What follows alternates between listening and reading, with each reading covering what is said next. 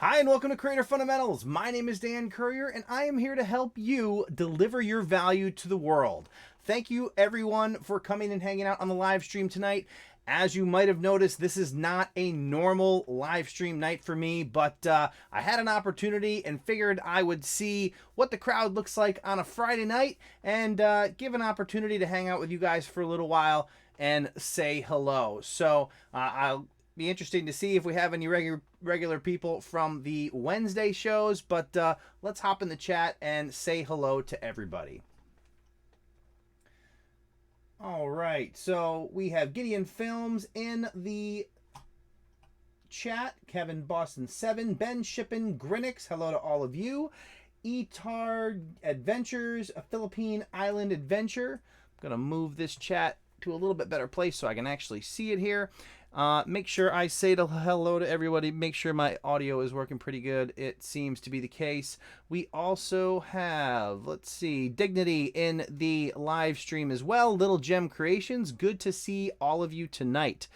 Thank you, everyone, for coming and hanging out at the live stream. We got Dole Whip Dad, Blue Steel TV, Jason JV. I definitely see some familiar names out there. So thanks for coming to hang out with me on a random night. Tonight it's Friday night here on the East Coast of the U.S. I also see Devon Street. Good to see you. We have Betsy Kyle. Make sure I don't miss anybody. Driving Lessons by BMS as well. Leanne Saro. Homesteading with the... Is it A Bears or pronounced some other way? Space J Score. Sure Productions. And Joe Tech also in the chat. Thanks, guys, for coming to hang out. This is something I wanted to try on the Friday night. Normally, the live streams on Creator Fundamentals are every Wednesday night, 9 p.m. Eastern. As you can see here, we kick this off on Friday night, 10:30 Eastern. I just wanted to take the opportunity, since I was available, to see what the crowd was like on a Friday night. Say hello to people, maybe to some people who aren't able to make the live stream on Wednesday. Plus, I'm also exploring the idea of actually doing multiple live streams per week, and I want to get a sense of what days and time slots are best. I'm going to hopefully try to test out sometime on Sunday as well, because we definitely have people who come and visit the streams from all over the world, and I want to see what times work best to give people the opportunity to come and hang out. For those of you who have never been on one of my live streams, the way we do this is pretty simple. I usually do live streams as a subscriber hangout, which means I don't come into the live stream with a particular topic. I let you guys determine the topic. If you have any questions, about any topics, YouTube topics, any of the recent news that I've covered on YouTube, or you have questions about how to do something on YouTube or your channel specifically, this is the opportunity to do it. This is why I do these live streams. I don't fill them with a bunch of content. I'd rather have a conversation with you guys and do my best to answer any questions you might have and help you any way I can. So looks like we have 24 people in the stream tonight. Not too shabby for a random live stream that I literally set up for 10:30 at 10:28. So I cut it kind of close, but I wanted it to kind of be somewhere on the half hour. I didn't want to wait till 11:30 or 11 to kick it off. So it's awesome to see all you guys. Gonna check back in the chat here. I see Selena Plays also in there. How to Build Credit TV. Easy to how-to tips and tricks, etc., etc., also in the live stream. Good to see everybody tonight, and I appreciate you coming and stopping by and hanging out with us tonight. So just to give you a general sense of what you're looking at right here, in the upper left-hand corner, we have the Stream Boss. The Stream Boss is a fun thing that we do on the live streams. As you can see, it's currently hacking and crafting with 50 health points. And the way it's set up is, if you are interested in supporting the channel with Super Chat, for every $1 of Super Chat that gets contributed during the live stream, it deals 10 points of damage to that Stream Boss. When whoever it is, the person who brings those health points down to 0, they become the Stream Boss and get their channel displayed on the live stream and the replays. Just a fun way, above and beyond getting your particular comment posted to the top of comments with a normal super chat. It's a fun way to kind of play an in live stream game, and we've had a lot of fun with it on past live streams. So that's what that is. Also, all of the patrons for Creative Fundamentals are scrolling across the bottom of the screen. Thank you so much for all of you guys for supporting the channel. For Patreon, we have this thing that we do where there is a dedicated Discord that people can go in and interact with if you're interested in something like that. That's kind of a direct contact to me to answer any questions that come up at any time. Anytime somebody chats in Discord, it pops up on my phone right away. So that's something also that is out there. And also, as you can see on the scrolling marquee at the bottom of the screen, if you guys haven't joined the mailing list yet and you are subscribed to the channel, consider signing up for that. It's your name and email address and your birthday if you want to include it. It's just a way for me to contact you outside of YouTube, because we all know that the weird things that go on with YouTube notifications and everything else, that's just a more solid way to be able to interact with each other without worrying on that third-party platform. So just gonna take a look at the chat here. I see somebody that says question, but I didn't actually see a question asked. Easy 2 tips and tricks. I've been subscribed for a while. Awesome. What is everyone doing this weekend? This is actually a weekend for me where I don't have a lot planned. So what we're actually going to do, what my wife and I are actually going to do, and we're going to drag the kids out against their will, is we're actually going to go garage sailing tomorrow. There's a couple neighborhoods and towns in our area that are doing full-blown citywide or town-wide or neighborhood-wide thing. So we're going to hit that, and I'll probably end up buying more tools than I need, because that's kind of how I roll. But that is what we are likely to do. Also, my daughter has some stuff that she's going on that we got to take care of as well. Scrolling through here, let me see what we got. Space J Score says, this is my first live stream. Awesome to have you. Thank you so much for coming and checking us out. Like I said, normal live streams are Wednesday nights, 9 p.m. Eastern. But over the next couple weeks, I'm going to be trying to test out some other times, find some good spots, some opportunities to do live streams where maybe people who don't get to the Wednesday live streams can come and hang out with us as well. So the live streams have been a great addition to the channel, and it is a great opportunity for us to talk YouTube. And typically at the end of the live streams, I'll also do some channel reviews.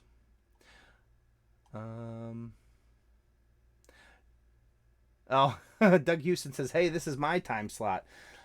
Sorry, Doug. You know, I kind of remembered a couple times ago that you were live streaming, so I don't want to interfere. Hey there, your Real Estate Whisperer, good to see you as well. Foulfish, good to see you as always.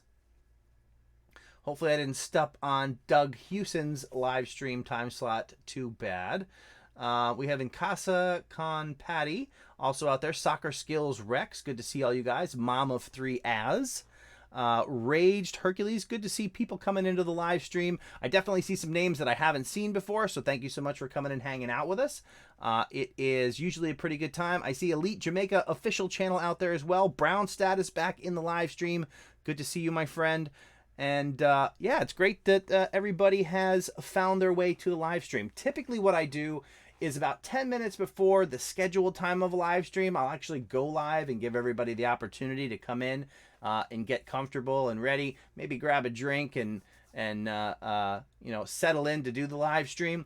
This one I totally did at the last minute, so I literally went live at 10:29 for a live stream that I said was occurring at 10:30. So that's on me. So it kind of was a little slow starting out the live stream, but we're up to 29 people, which is pretty decent for a random live stream. So thank you everybody for coming and hanging out.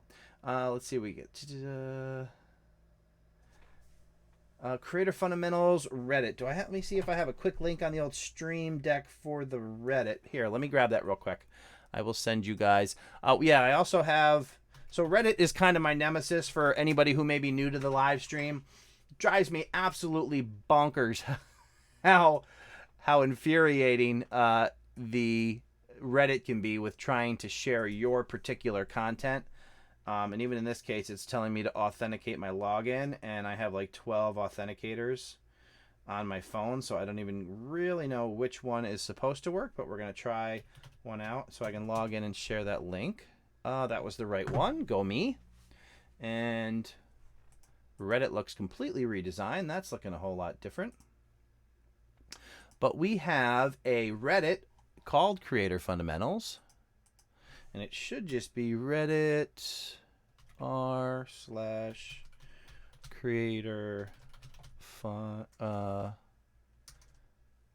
fundamentals. I think that's the Creator Fundamentals one, but you may be looking for... So here, I'll show you.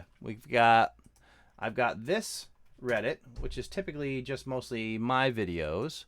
And then we also have another one that I've done called Small YouTubers Unite, which is a place for you guys to come and share your videos and support other small YouTubers. And that's got about 203 people in it. I will share that with you guys. That is the other one. So if you're looking for a place on Reddit to share your videos that isn't filled with 800 automatic rules that are going to deny your post, you can definitely sign up for the Small YouTubers Unite. Let's see what we got here.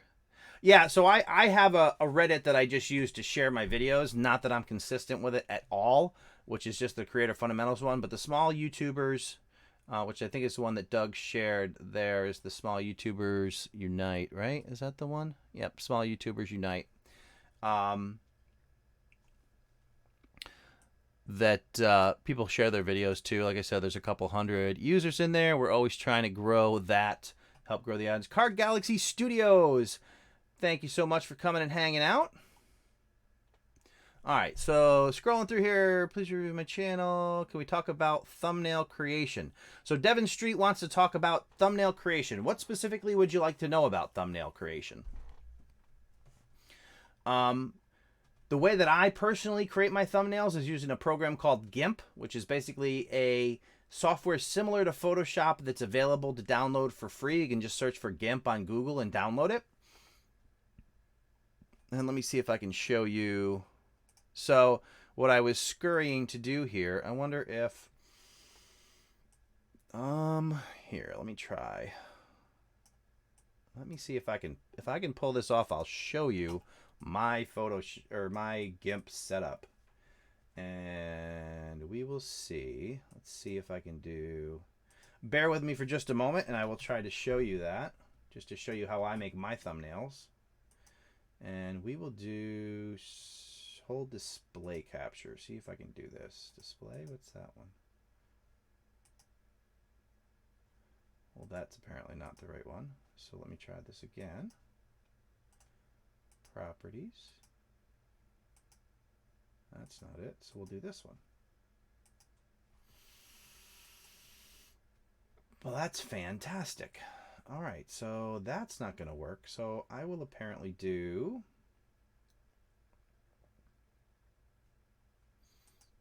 Let's see. For some reason, when I try to capture one of my displays, because I have double 32-inch monitors that I use here, one of them is just coming up black, which is really not going to help me that much. So let's take a look and see. Okay, what we got here. If we do window capture, I just don't know if window capture is going to.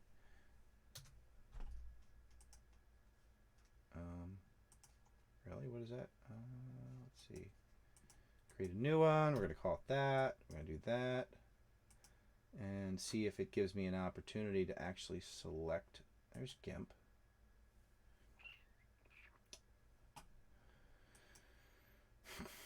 Yeah, that's ugly. That's not going to work all that well.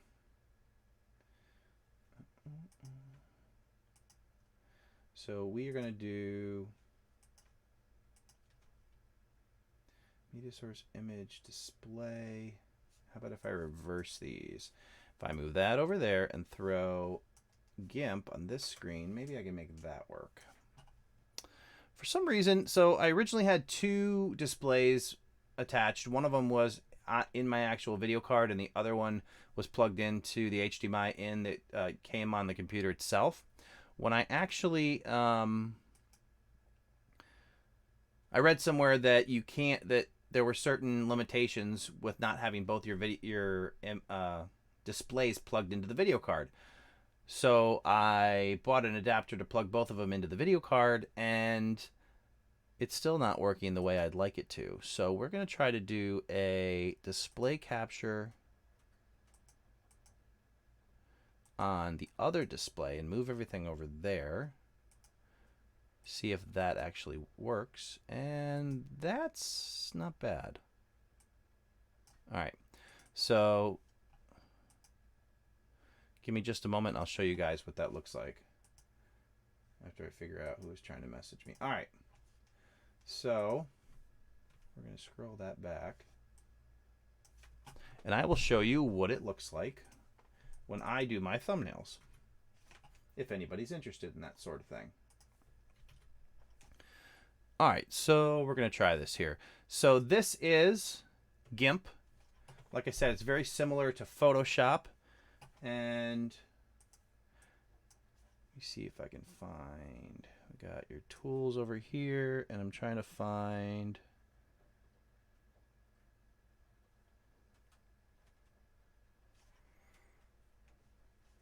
where my,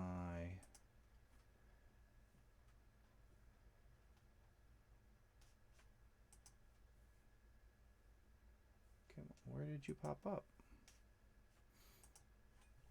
Oh, there it is. All right, so this is what it looks like here. So you got your tools here, your tool options, you got your layers over here, and basically what I can do, that's my background thing of me in Mansion.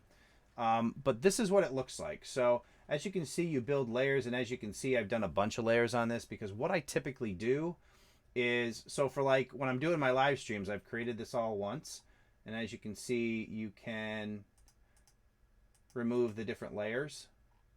But I've actually set this up so I created it once, and then I can literally just come in here every time I need to do a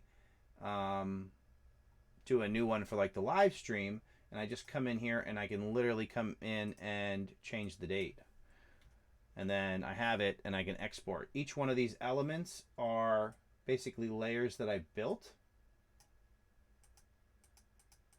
This was actually multiple layers, so it's like a square or a rectangle, and then it's the text, and then I put a drop shadow behind the text, and then I put a drop shadow behind the box, and then I merge them all together so I can move them around as a single unit, and then I kind of rotate them a little bit, and I do the same thing with the Hangout down here.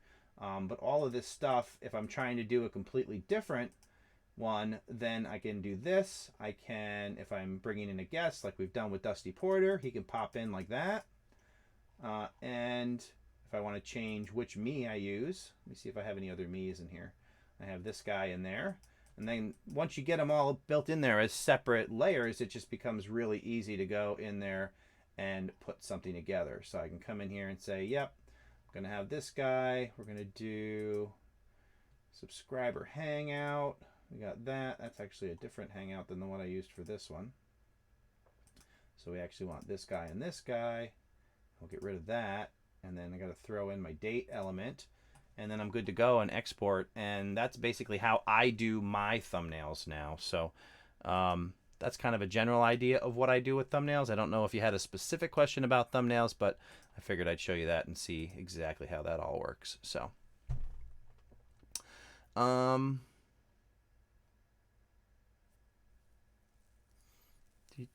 all right, so let's see.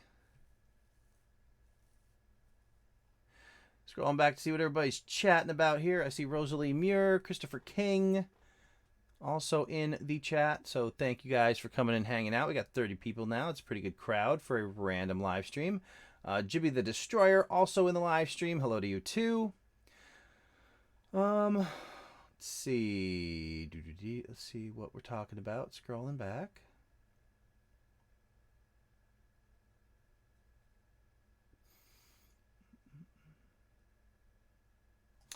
So Devin Street, he said, in regards to thumbnails, branding, color schemes, face versus no face, fonts, etc. Well, for one thing on the face, if you're somebody that appears in your thumbnail or in your videos, then you definitely want to try to include your, this is my personal preference. If you're in your videos, then you become a significant part of your brand. So that means I would encourage you to include your face in your channel art as well as your thumbnails. YouTube has specifically come out and identified research that they've performed that says that thumbnails with faces where you can see a person's eyes result in much more frequent clicks than those without. So that's why you see a lot of people who put faces on their thumbnails, because it's been statistically proven to drive more views to your videos. That's why I put my face on every single thumbnail. And it's, like I said, it's been proven that those are more effective. So that's why I do it, because obviously with your thumbnail, your goal is to get as many clicks as possible. And YouTube's already done the research that says, yeah, those work. They convert more viewers to, or people who are scrolling through and checking out thumbnails, into actual clicks, and as a result, more views and all of that. In terms of branding, color schemes, I believe that your channel art and your icon and your thumbnails should all work together. When you look at one versus the other, you can tell that they are from the same channel. That is kind of the goal of those in my mind, which is it's all supposed to tell one story here. So if I can show you, let's see here. As an example, let's see, we'll do,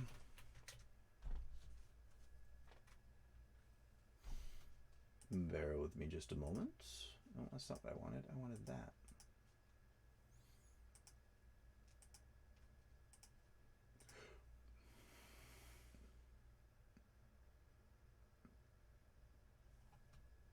Oh, I think I'm going to sneeze.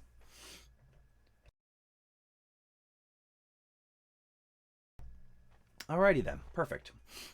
All right, so now see, we're also using Streamlabs, and I can see that the Streamlabs gets really finicky, and some of the little plugins don't seem to kick themselves off. Viewer count. So I see viewer count. I launch viewer count. There it is. Are we working? You going to pop up on the screen, or no? You're just going to be like that? I don't know. See if we do that, and we go into there.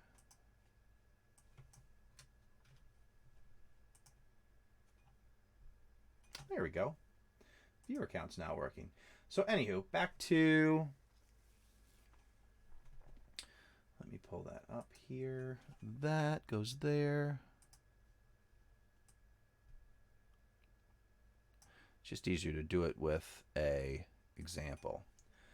So for me personally, the goal that I'm trying to accomplish on my channel is to identify that everything comes from the same place. So you can tell based on the color scheme and channel art that I have that it's related to my icon and also my videos. If we scroll down and look at the videos on my channel, which that looks like it's really zoomed in.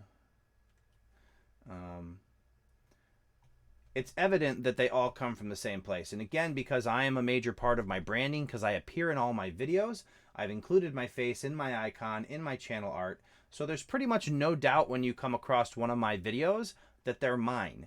And that's kind of what I try to communicate to people in terms of planning your branding and getting all of those things to work together. The other thing is, so if you're in a video, and we're not going to play this, but we'll stop. And then, so here, we're in a video, somebody's watching your video here, and they like what they see.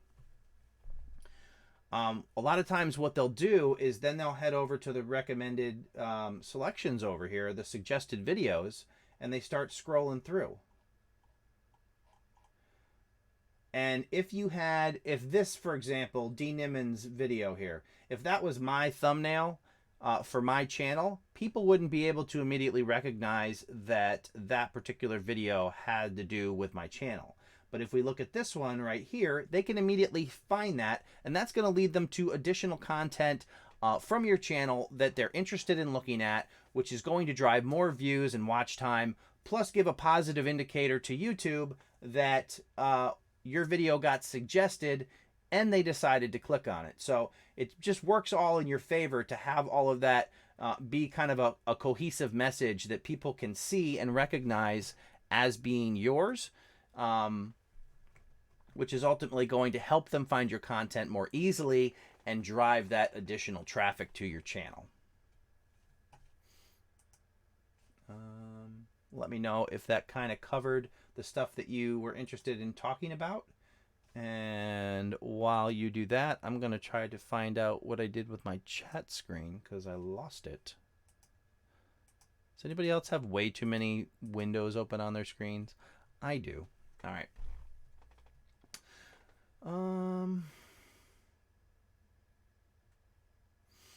All right. Yeah, for channel reviews, we'll get to that point. I'm sure Doug has told you already. At some point later in the stream, I will identify kind of the open window to request channel reviews, and then we'll pick some of those. Probably won't get to all of them, but we'll try to pick some from the people who do request and do it that way. So scrolling through here.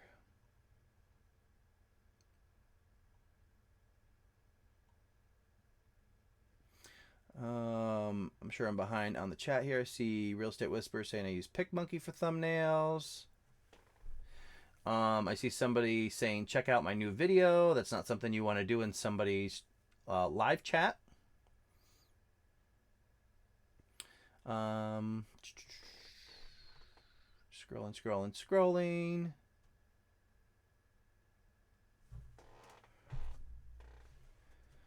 How to build Credit TV while your video quality is super clear and crisp. YouTube goals. Yeah, I'm actually, if you're talking about the live stream, it is a DSLR.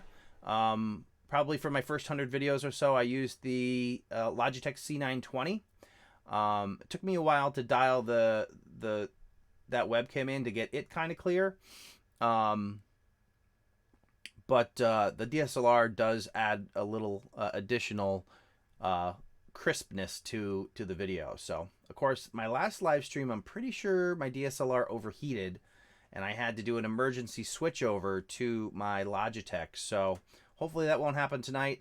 That was a 3-hour live stream. I'm probably not going to be on for 3 hours tonight, but I just figured I'd come on for a little while and hang out. Let's see.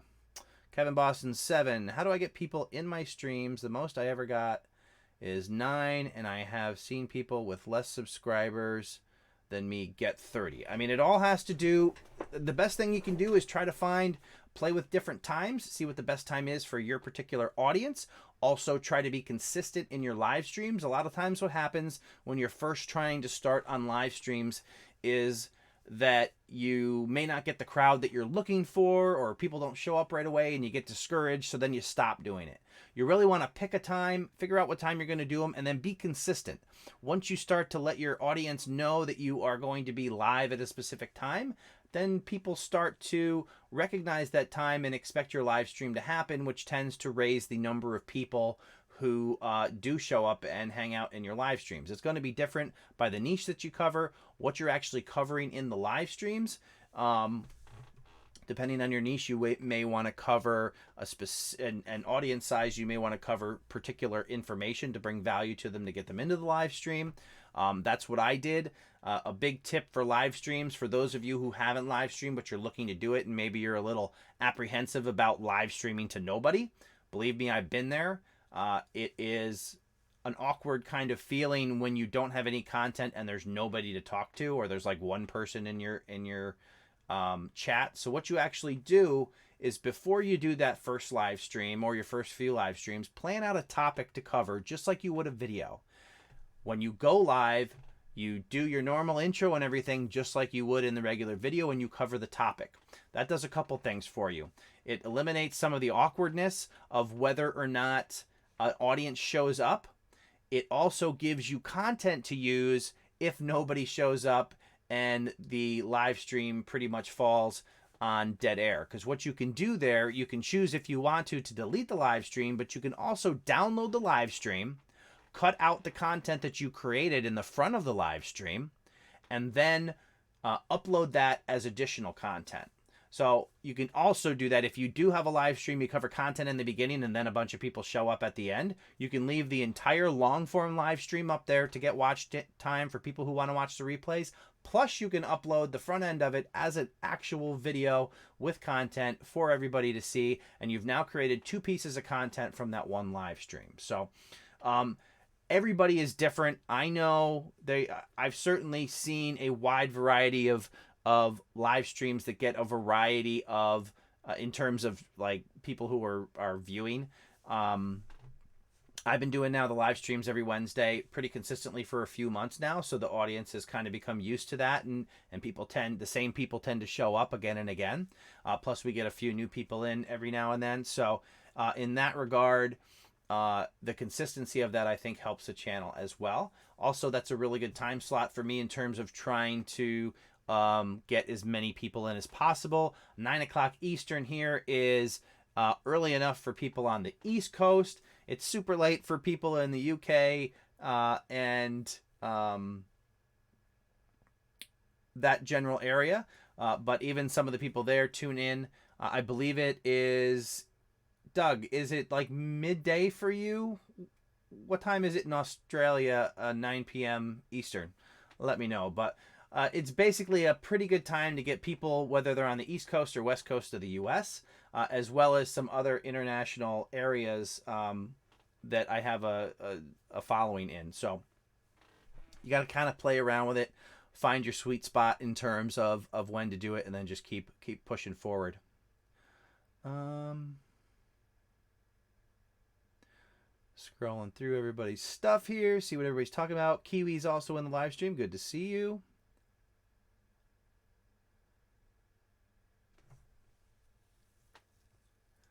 So yeah, Devon Street said the hide and unhide layer option is genius. Yeah, once you can get like 4 or 5 or 10 different face shots in there, and then depending on the video, you can just show the one that you want. It really helps to make the process more efficient. I mean, ideally, I would want to have a unique face with every single. No, oh, I'm seeing scrolling here. What's happening? Make sure. Oh, that looks pretty good. Let me know if you guys are buffering, because I'm seeing a little bit of what looks like buffering on my end. Doug Houston says 1 p.m. right now. Yeah, so that's the middle of the day for you guys.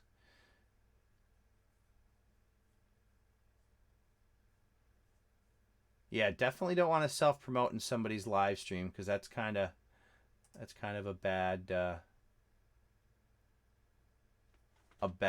look. All right, so I'm definitely seeing some buffering there, but I need to know if you guys are seeing it. Let me double check here. See what it's looking like. Make sure we haven't crashed.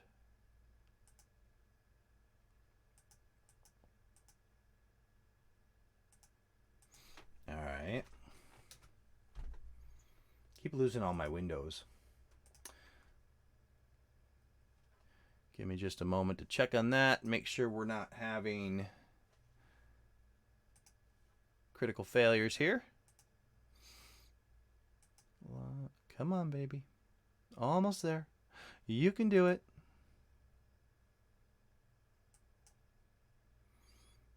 Head into the old live stream control panel. Check the status. I'm seeing a good status there, so I don't know why my inbound is looking all problematic. But let me know in the chat, guys, if you're seeing any kind of buffering or anything like that, and whether that's just for some reason my inbound is not looking that good. But otherwise, I think we're good. All right. And we'll go back over here.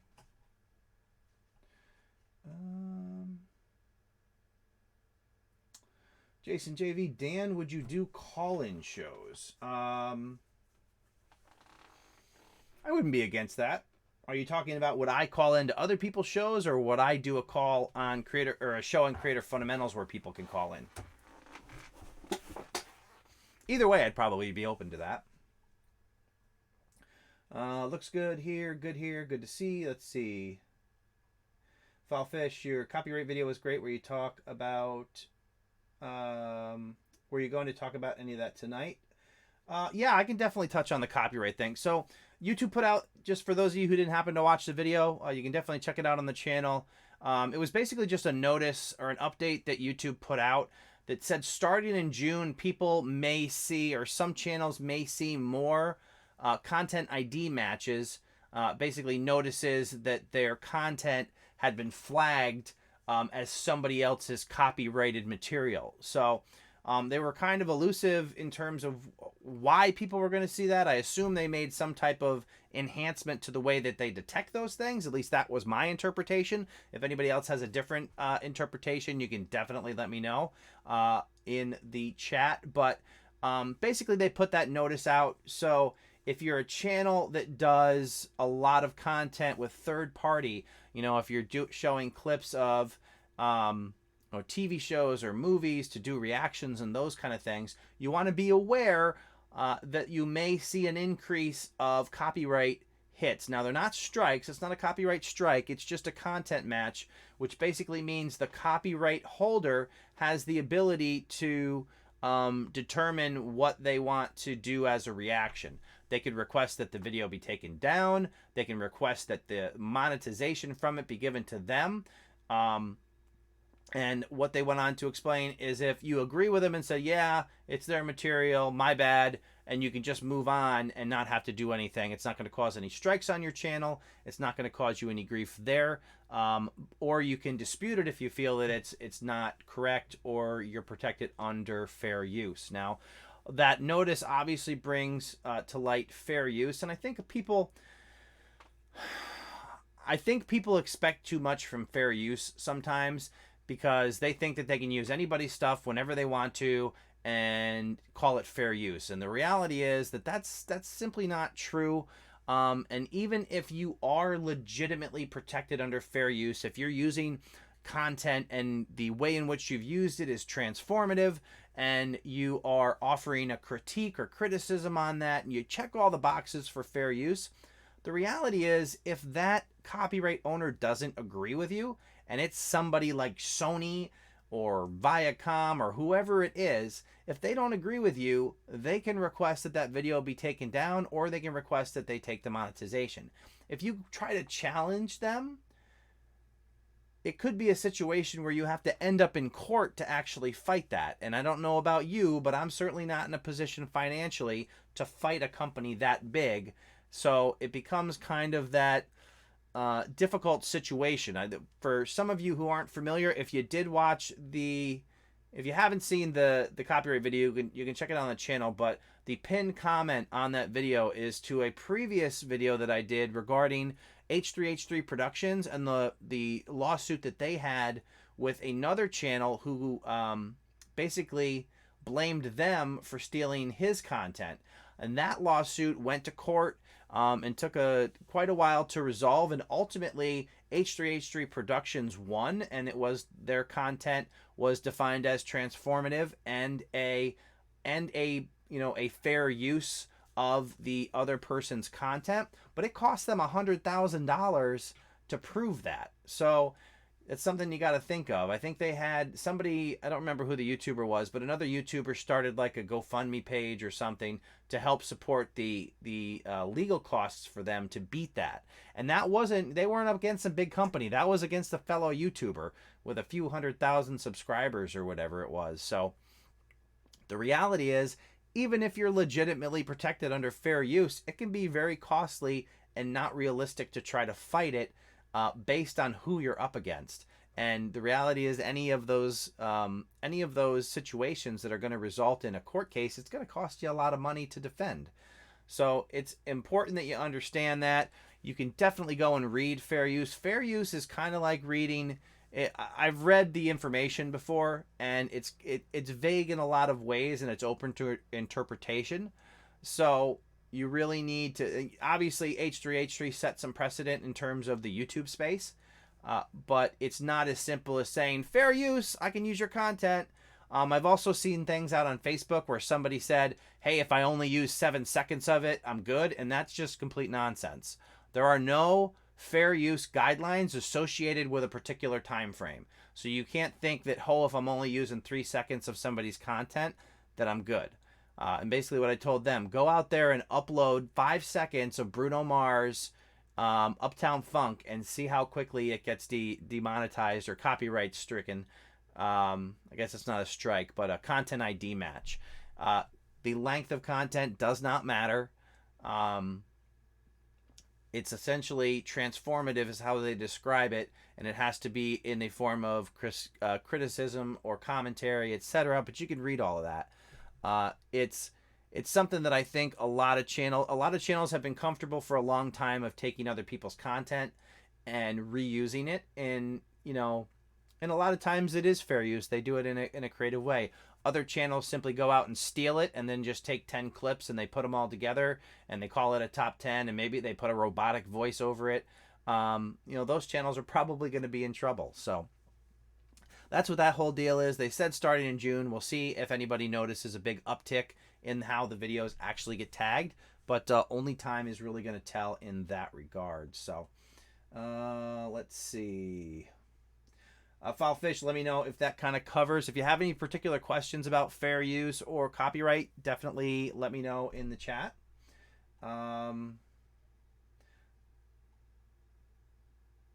Fantastic Joe, there's some storms going around. Yeah, we had definitely had some storms in our area, so that could have been the issue with that. Let's see, where did it go here? Hey, British Cook is in the house as well. Good to see you. All right, and just trying to catch up, guys. I know I'm behind in the old chat here, but I didn't want to miss anybody.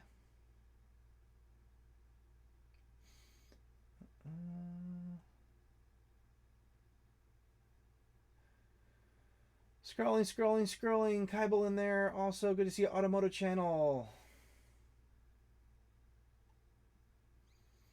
I definitely wouldn't say PewDiePie is in trouble. Even if his channel ended today, he'd be just fine.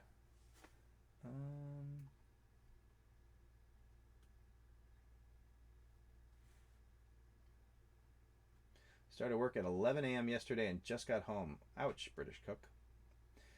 And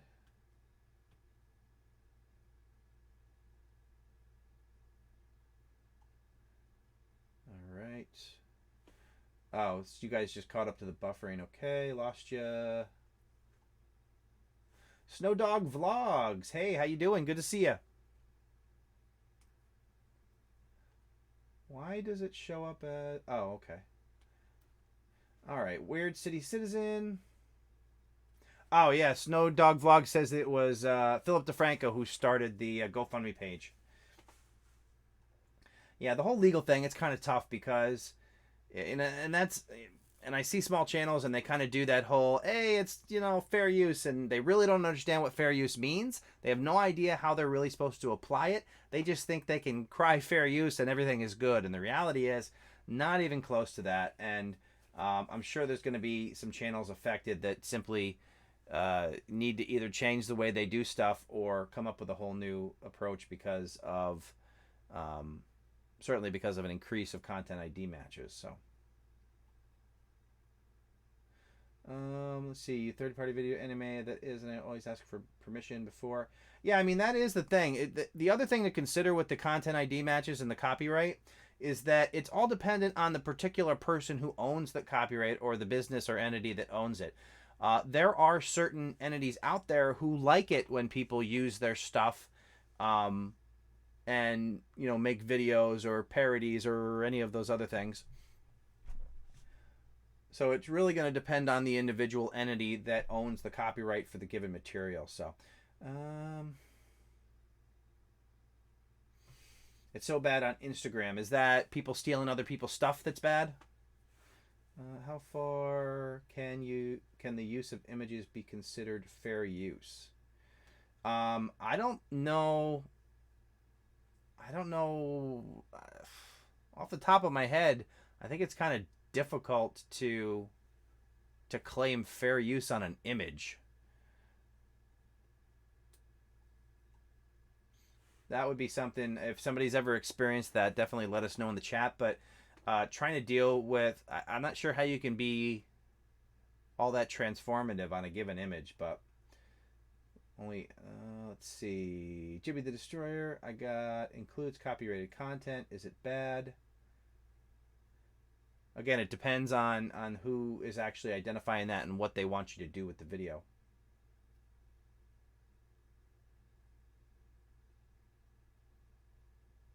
The Man Cave video. Hey Dan, good day here yesterday. Got two awesome things delivered to the house. A 34-inch LG ultra wide monitor I ordered, and an awesome small YouTuber t-shirt from your 10K sub giveaway. Awesome, man. Good to hear that it finally arrived. Fair use laws seem to be work in no, well, fair use laws are absolutely not a work in progress. People's understanding of them on YouTube and how they think they should work, those are maybe a work in process, or people to wrap their brain around fair use. Fair use is not new. They're not making a ton of changes to it. It's just, and I actually had somebody the other day that said, "Oh, well, how does YouTube interpret fair use?" It doesn't matter how YouTube interprets fair use. It matters how the courts determine fair use, because they're ultimately the ones that you're going to have to interact with if you're in a situation where you try to claim fair use against copyrighted material that somebody doesn't want you to use. That's when you start getting involved in the legal battles. So let's play RC and Hobby. Hey man, how you doing? Yeah, this was a surprise live stream. I don't usually do it Friday nights, but I happen to have some time available and thought I would give it a try, see what the crowd is like on a Friday night. Not so bad. It was very last minute, though. I was literally putting together the thumbnail for the live stream at like 10:28, and I set the go live for 10:30, so it actually kicked off a little bit late. Normally, I start the live stream about 10 minutes before the scheduled time and allow people time to get in and get comfy. But this time it was kind of the opposite. I went live at like 10:31 maybe, and then it was a few minutes before I actually kicked it off. So, British Cook, does anyone else consistently get copyright claims on videos from places like Audio Hero? So you're getting copyright claims on the audio. So I have some of the audio that I use or have used in the past was from a software called Filmora. So Wondershare Filmora.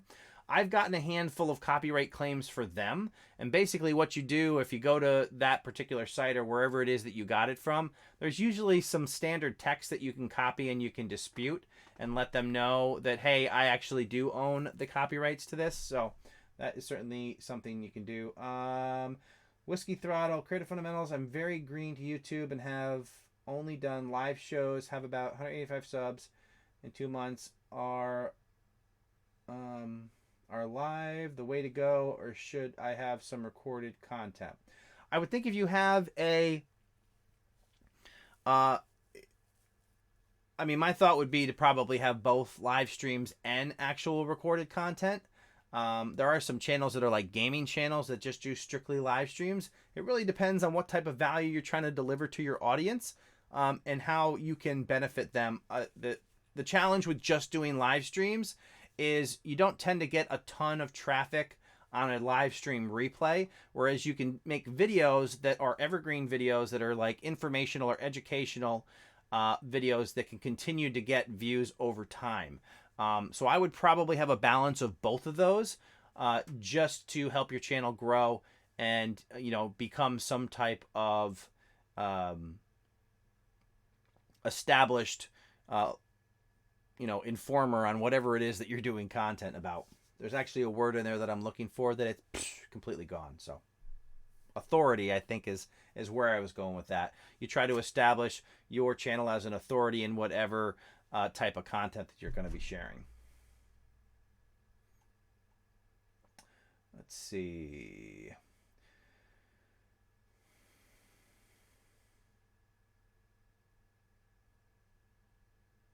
All right, so Kevin Boston says, if you're looking for a way to use popular songs, go to Reeve Music. That's a YouTube channel that takes the vocals out of popular songs so you can use them.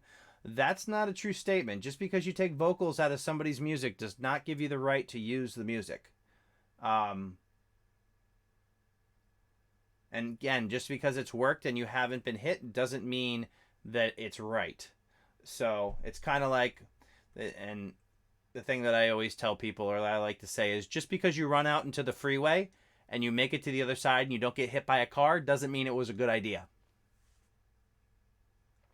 But yes, taking somebody else's music and removing the voices from it does not then give you the right to use that music, because somebody composed that music and produced that music. It's still their content.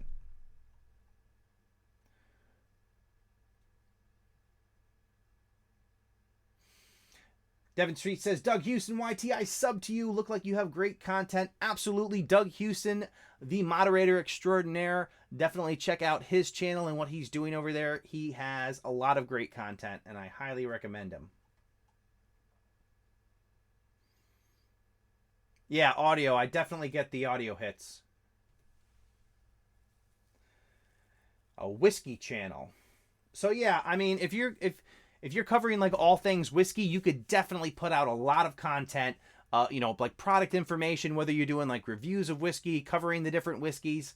You could put out a ton of actual video content that can help build your channel and have content there that is always searchable, that is evergreen content, which simply means that it's not based on any given time or like news event. So it's always relevant. So I would highly recommend in your case to do regular videos above and beyond, or even before you get into live streaming. Lemonhead Penny, howdy y'all. How goes it, brother? Good to see you. Thanks for joining the live stream. Now, where was I? Was that Jen's live stream that I was in that you got picked for some? I don't know. She was doing some kind of raffle. I didn't even hear what she was raffling off, but Lemonhead stuck in my head that you won that. Let's see.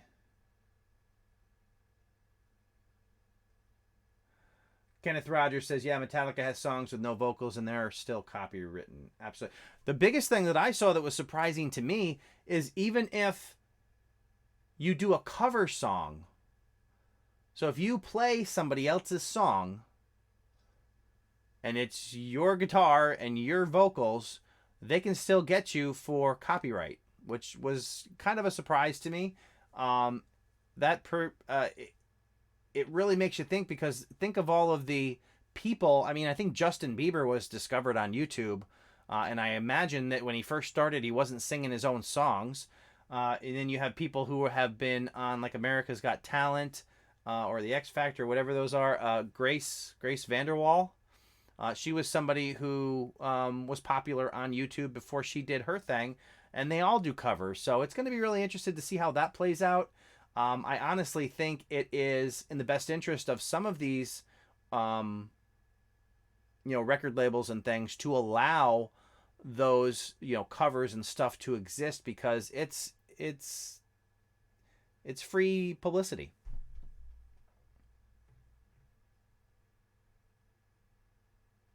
Kybel, for those having a hard time finding music to be used in the video, try checking No Copyright Sound channel.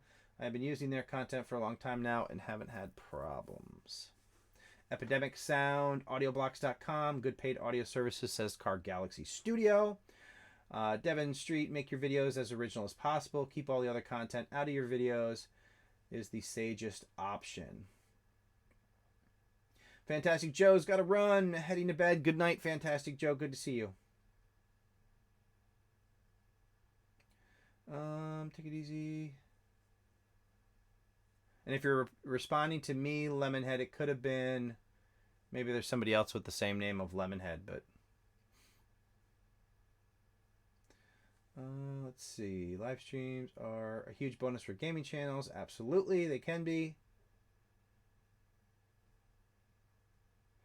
Real Estate Whisperer says Soundstripe. What is the one I found? The one I found today is Artist List. It basically had a bunch of indie artists that you could have unlimited downloads for an entire year, and it was $199. And that you have lifetime use of any of the tracks that you download for your commercial use or the commercial use of your clients.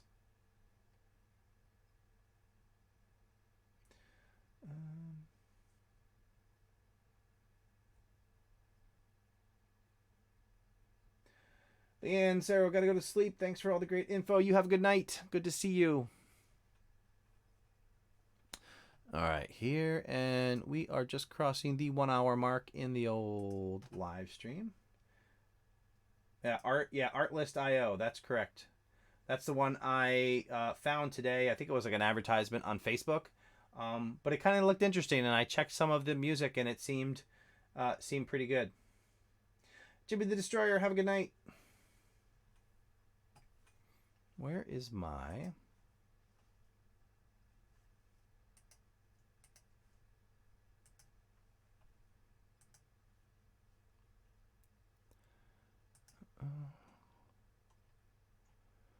Okay, and... Let's Play RC and Hobby says Soundstripe is only about $100 a year for unlimited. See, now Lemonhead, I need to go back to her live stream and see if the chat's in there and see what the person's actual name is.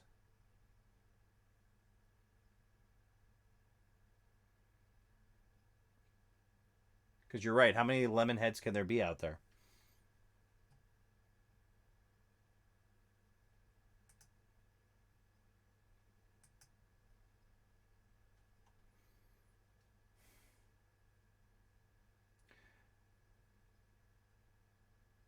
Oh. Yeah, that's cool, Doug. Since he's not actually, like, yelling at anybody.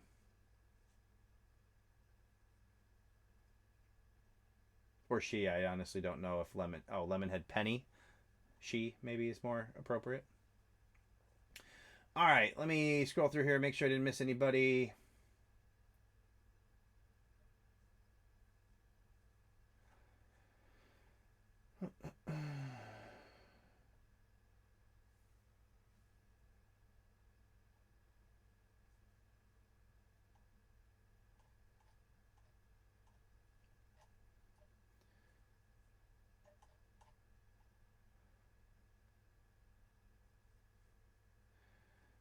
Let's see. Kevin McLeod, you can use any song by him as long as you give him credit. All his songs are on the website. Incompetent. Dark Gaming, what's up with you? Good. Thank you for joining the live stream. Harley in the live stream as well. Hello, everyone. Almost back to civilization. Let's see if this hotel Wi-Fi works. Nice. Thanks for... I'm pretty sure it was definitely Lemon something. I'm not 100% sure it was Lemonhead, but I thought it was. Ah. And, okay, thanks for the clarification. I had to guess because I can't tell what your icon is. I'm not sure if that's a person in there, but I can't tell. Oh. Is that like an actual penny? What is your content about? Is it about coins or something completely different? Let's see here. Doug. Kevin has a bunch of tracks in the YouTube music library as well. Cool.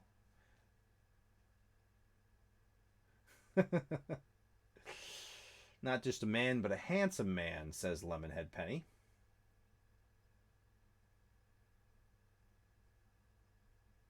Nice. I was into coins for a while, but I eventually had to get away from coins because I spent way too much money on them. I was collecting Morgans for a while, and I still have a ton of Dansko albums. Someday when I can control myself a little better, I might get into it and fill all my albums.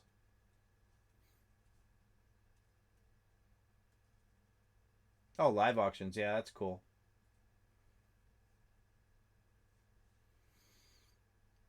I got rid of most of the coins I had, but I do enjoy them. It's really cool to like take a coin and hold it in your hand from like the 1800s and think about all the people that held on to that coin over the years that it's been in existence.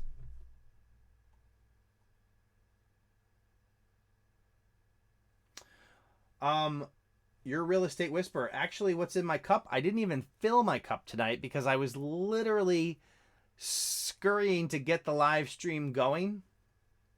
I didn't want to start the live stream at like 10:35, so I picked the next available half hour, which was 10:30, but I started at like 10:26. So it was a mad dash to get live and then actually try to get on camera as close to 10:30 as possible. So didn't even have time to give myself a drink. So I'm definitely not doing 3 hours tonight.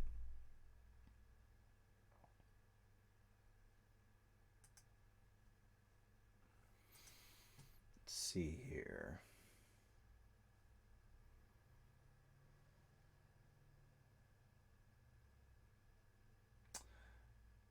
Interesting.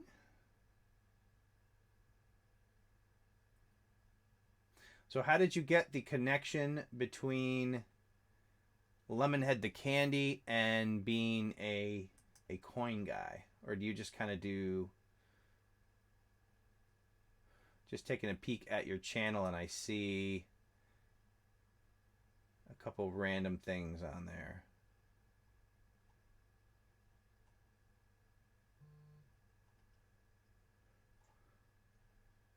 Namely a grill.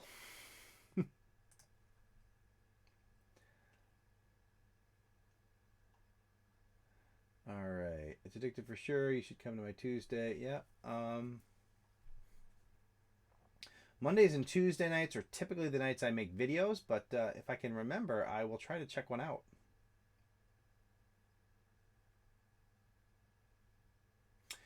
Snake Eyes, BP 1980, how are you? Good to see you.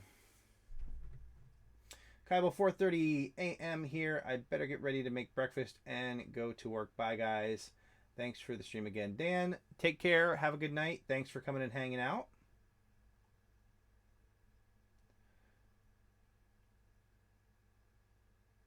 So, yeah, it's funny because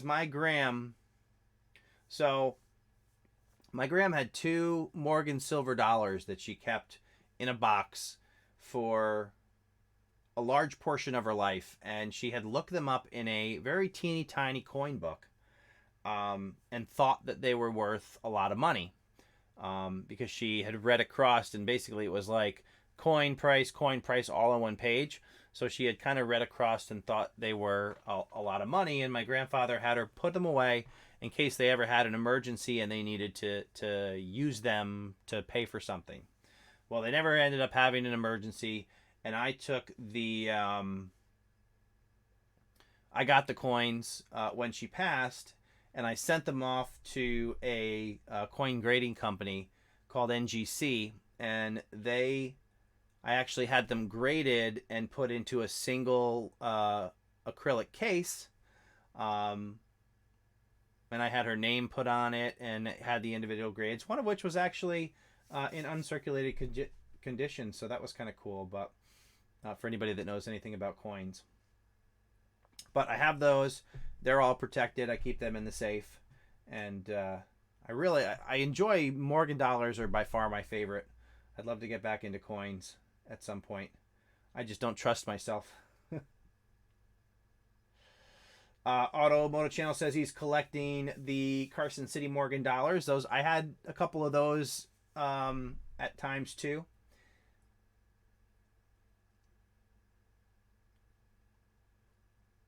Yeah, I mean, I had NGC and PCGS, and um, that's pretty well. There was Annex too, but those were kind of questionable sometime. Let's take a look here. I need to open that, and then we need to find. Let's see here.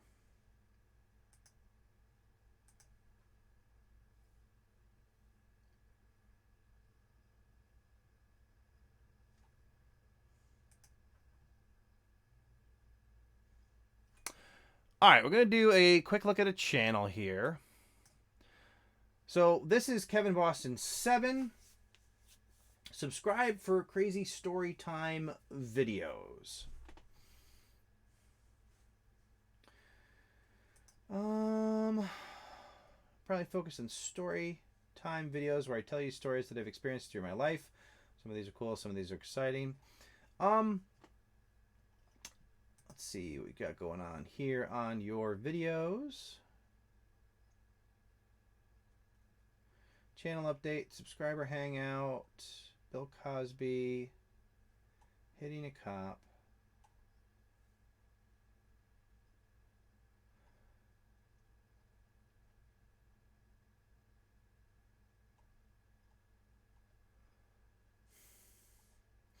I'd probably try to find a little more consistency in your style on your thumbnails. And here's the other thing that we were talking about in terms of like a cohesive unit. You have kind of this red color up here with kind of a, maybe like an olive or a, almost like a military looking green up here. But then you have the bright neon green as your backdrop. You have your icon here. And then down here, and on some of your icons, you're using that, which is good. But you really want to find some consistency in how you're creating these. If you're going to use something like this, I would probably try to get your icon into your channel art as well. I would also be consistent in including that icon on your actual thumbnail so people can identify your content as yours. Now I just want to see.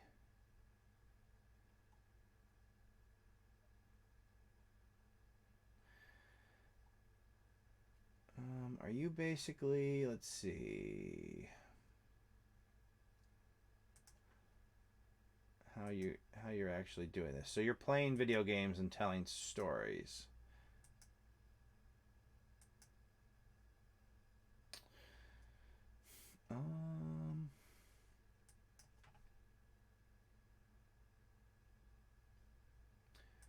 Yeah, I would definitely try to get your thumbnails to, so like here,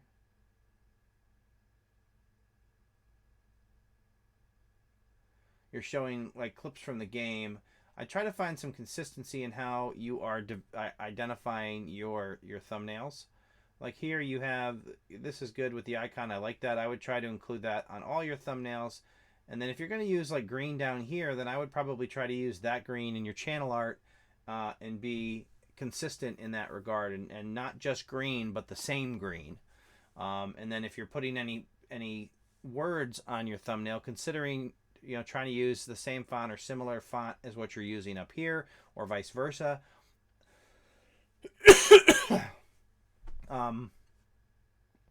Just so everybody can tell that it comes from your channel and everything is related.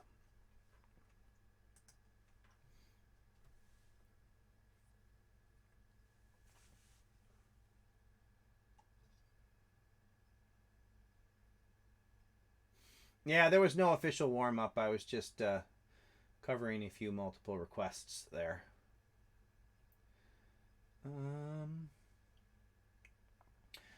All right, so yes, definitely we'll do that. If you would like a channel review, respond with just the name of your channel in the chat. We'll take a look at a few of those and try to run through some quick channel reviews before I call it an evening.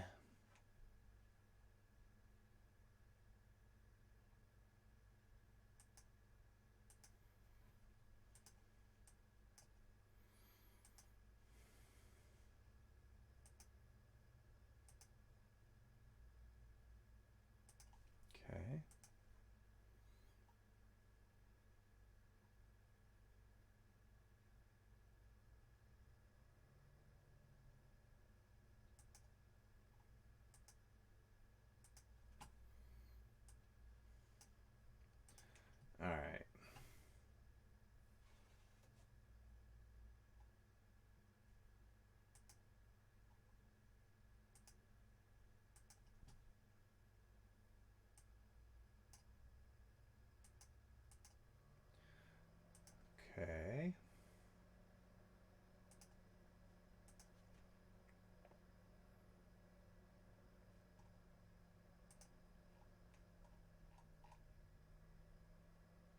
don't even know how that's possible.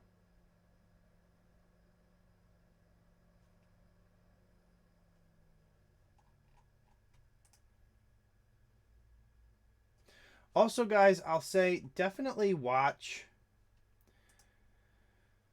some videos on how to set up your channel and stuff before you request a channel review. Only because if you haven't, taken that step to actually try to learn the best practices and try to start to implement them, a live channel review can kind of be not super helpful. All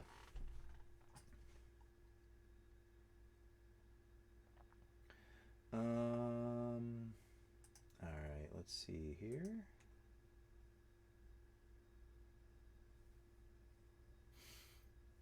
Hey, while I'm getting this set up,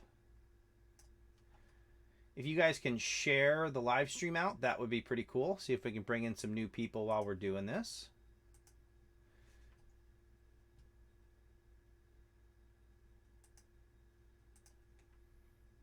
And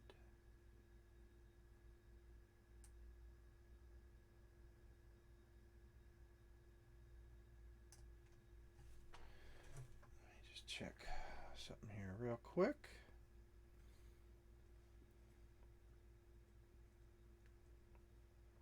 One of the most common things that people do, or the problem with your channel art, is that they don't set it up to actually work on mobile. For most people, you're going to get 50% or more of your traffic from mobile, so it's really important that you've considered that your channel art displays properly on mobile. All right, how many I got here? 1, 2, 3, 4, 5, 6, 7. Let's see here. And 8. 8 and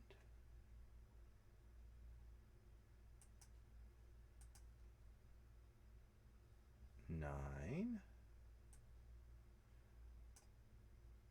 Get over there. And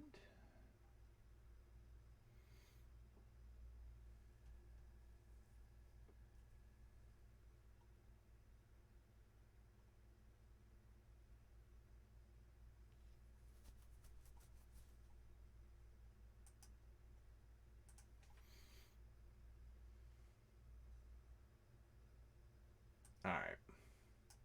All right. I always tell myself I'm going to try to do these pretty quick, so I'm going to try to do these pretty quick. And we'll see how well that holds up, but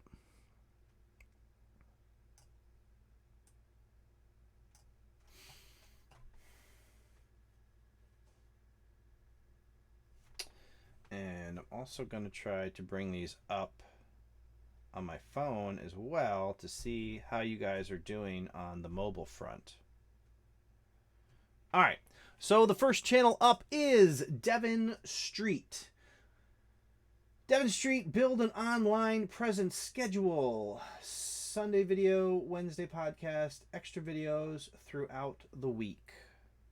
So, as I recall, Devon is doing similar content to what I do here on this channel. And he definitely has his color scheme and branding down for the most part. The one thing that I'll say on your channel art, I like the color scheme and the combination of colors, but it's not optimized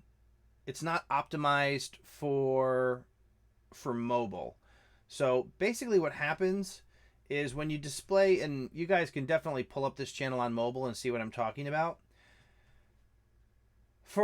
In their infinite wisdom, YouTube displays, it basically takes your channel icon and it puts it right about here. So what ultimately happens is when somebody views your channel on mobile, it says "Build an online presence." Also, the top of your text here is not this space from top to bottom is not optimized for mobile either. So the top of your schedule gets cut off, and then the bottom fits, so that part works. But the top here is pretty much the ultimate problem. So I would probably try to get this resized. My other thought it says Sunday's a video and a Wednesday's a podcast. If the podcast isn't something that you actually do on YouTube, I probably wouldn't include it in that in this schedule. I also wouldn't do the extra videos throughout the week. If you do an extra video, you do an extra video. I would try to set the expectation. I mean, if you're consistently doing more than one video per week, but you're always definitely doing one on Sunday, I mean, you can just say new videos weekly. You can say videos every Sunday, and if you give them an extra, you give them an extra. That's just kind of a bonus, and people will get used to the one that's scheduled. But telling people there's extra videos through the week doesn't really do a lot for you, because if they're subscribed, they'll know when you upload a video, and you're not really giving them any meaningful way to look for your content when it just says extra videos through the week. So in that regard, you could probably do without the Wednesday podcast if you're not actually doing it on the channel, and get rid of the extra videos throughout the week as well. Other thing, if you're focused on trying to grow your YouTube channel, I would get rid of all of this extra stuff over here. Let me make my cursor actually appear. I would get rid of all of this and replace it with another subscribe button for your channel. Try to focus on building your audience on YouTube first, and then you can move into the other areas in that regard. So, or the other social media platforms. But I like your color schemes. They all work together. Obviously, you can tell that all this content comes from your channel. You're doing good things like not putting too many words in your thumbnails. You're not repeating your titles or anything like that, so that's good. Let me take a look at your most recent videos.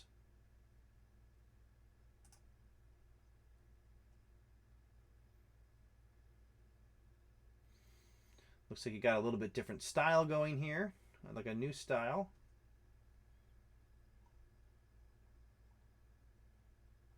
So in this case, it looks like you've moved to a new design here.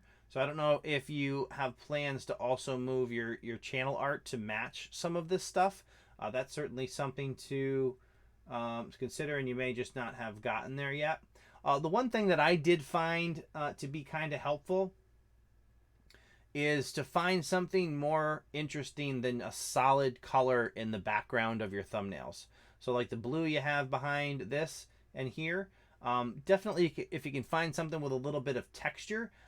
It was a suggestion that was given to me because similar to you, I had a solid color back there, and I was kind of playing around with different shades of it and wasn't quite getting the look I wanted. Then somebody suggested using something with texture, and that really made all the difference in my personal preference. So yeah, because this is the value of being your own brand. The one thing I would consider, since you're in all your videos, try to get yourself up here in your channel art as well. But like I was saying, the value of having your face as your brand is it gives you a little more flexibility to do different things with your thumbnails. Like you have 3 different thumbnail designs here essentially, but because your face is in all of them, people can tell it's your content, which is definitely helpful, and it gives you some artistic freedom to kind of do some different things on these without straying too far from the fact of whose content it is. On your main homepage here, let's take a look here real quick. Yep, you got the one thing, tutorials, 3 weeks, uploads. So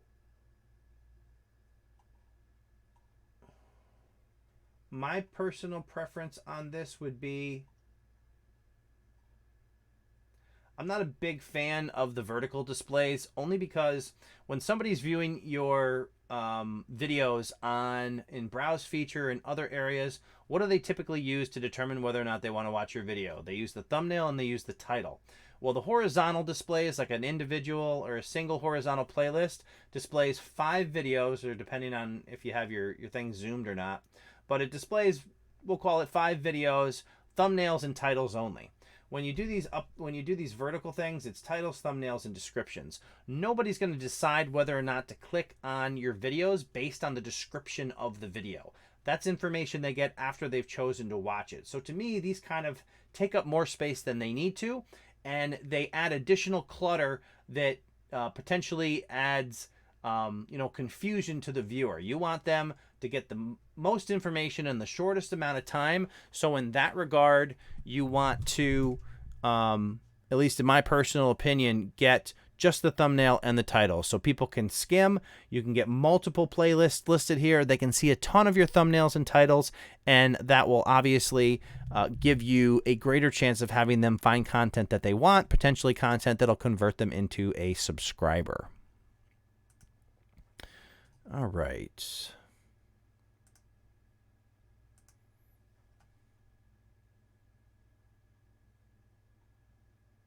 All right, just real quick, I want to acknowledge the super chats. Now, can somebody tell me, did the super chat update the Stream Boss?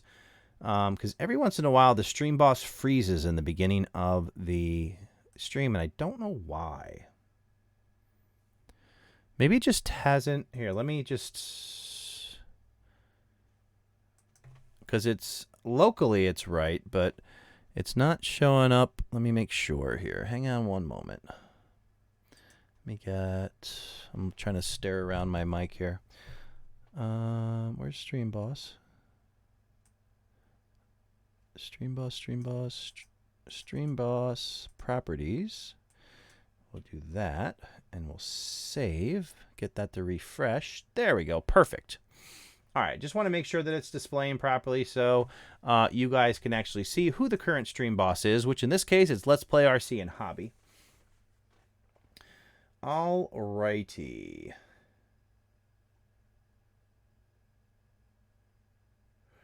Also, thank you to Whiskey Throttle for the super chat as well. Thank you so much. Looks like he did quite a bit of damage to Let's Play RC after he took over the Stream Boss. So right now, Let's Play RC is standing at 22 health points, which means looks like a super chat of $3 would knock him out and get your channel up there displayed. So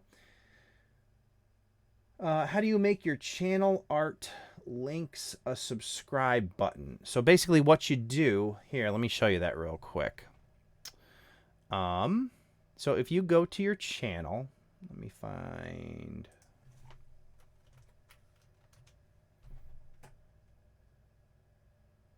So basically for certain types of links, it fills in the proper icon. So let me show you. I'm going to give you a good example here and we'll take a peek. Go into customize your channel.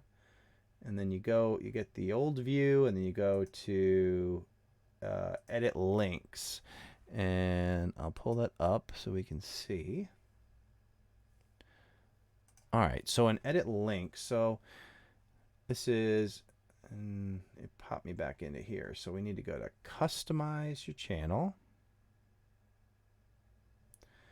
And then down here we have the link. So if you take the your normal URL for your channel and you add $!confirmation=1 to it, and then you just type in whatever you want the text to say.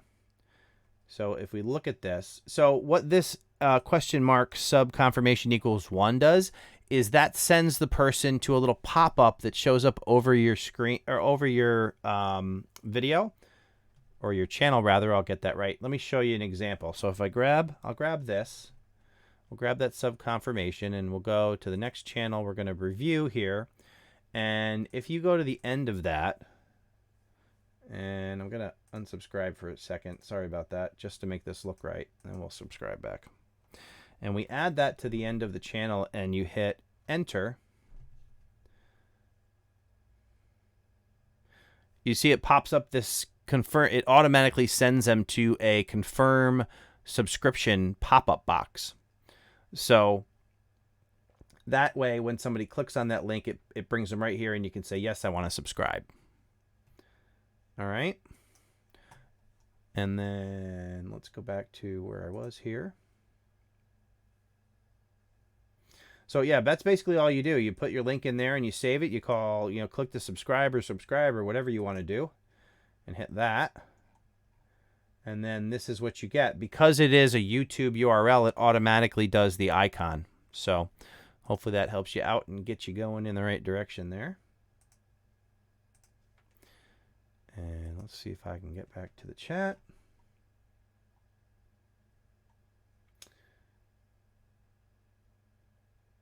Nicole's Life in the USA. Hi, I saw you at Jen Adventures TV today. Hello to you. I popped onto Jen's live stream earlier. She was doing trivia.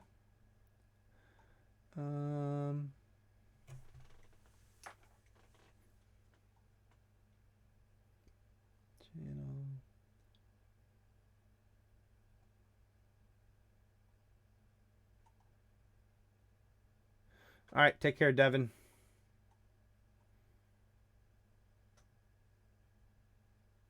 All right, so let's hop over to your Real Estate Whisperer. Take a look at her channel. Now, as I mentioned earlier, she obviously has her color scheme nailed, exactly what she wants to do. And for the most part,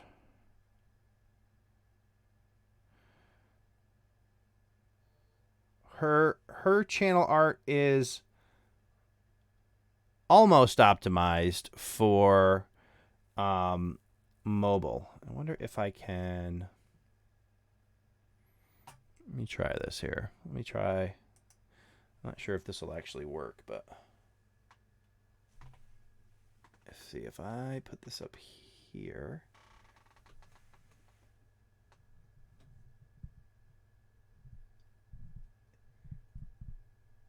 So as you can see, the icon of her face is overlapping her actual logo on the top. Plus the images on the side are kind of cut off partially. So you could definitely do a little tweaking to make that look much sharper on mobile. All right, make sure, I'll get that back. So definitely want to tweak that a little bit. All right.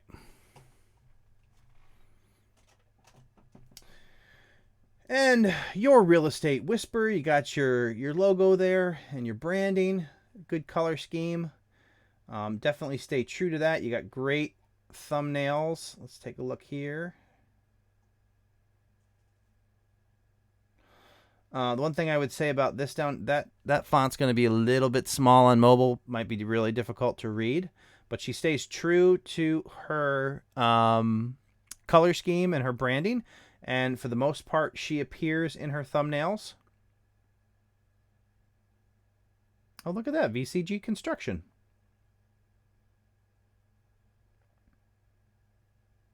Do you know VCG Construction personally? Or did you just meet them online? Let's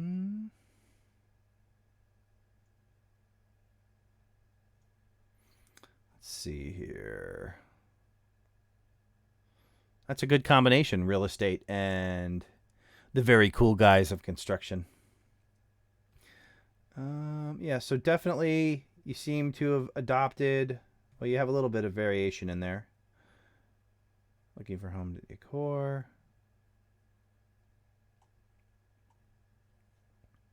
And this is what I was talking about with the branding. Even when she mixes it up and uses, this style of image on her thumbnails, people who are familiar with her content can recognize it because she's in it. And when you include yourself as part of your branding, it makes it much easier, gives you a little more flexibility there to do some different things. But for the most part, she keeps that same theme and is consistent in that.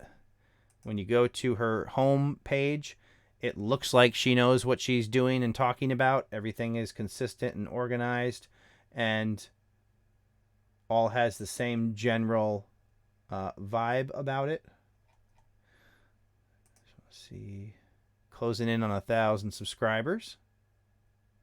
Real estate buying and selling your home, weekly tips, cool. Playlists, business in Ascension Paris, Parish. She's got the descriptions on the playlists, which is good. So I think the biggest thing with you would be to try to tweak your channel art for mobile. You can definitely check your analytics to see what percentage of your audience is actually viewing you on mobile, but for a lot of channels, it's, you know, somewhere around 50% or maybe more. But that would be my feedback on this one. I think there's anything else. I think that looks pretty good.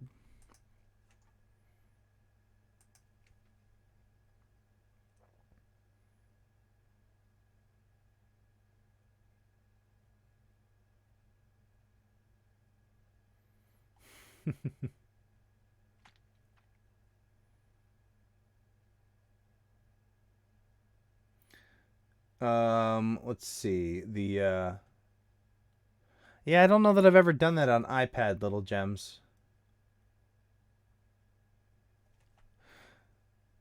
All right, let's jump to the next one here so we're not doing this forever. All right, so the next channel we're going to take a look at is the Kate Cupcakes. Just taking a look at the channel art. Well, it looks nicely done. I have no idea what the channel is about based on it. It looks like it probably fits in mobile. I'll take a look here real quick.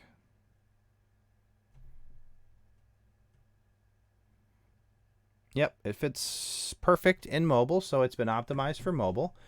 The icon kind of settles in right here below that, so that's good. So if we go into the About section,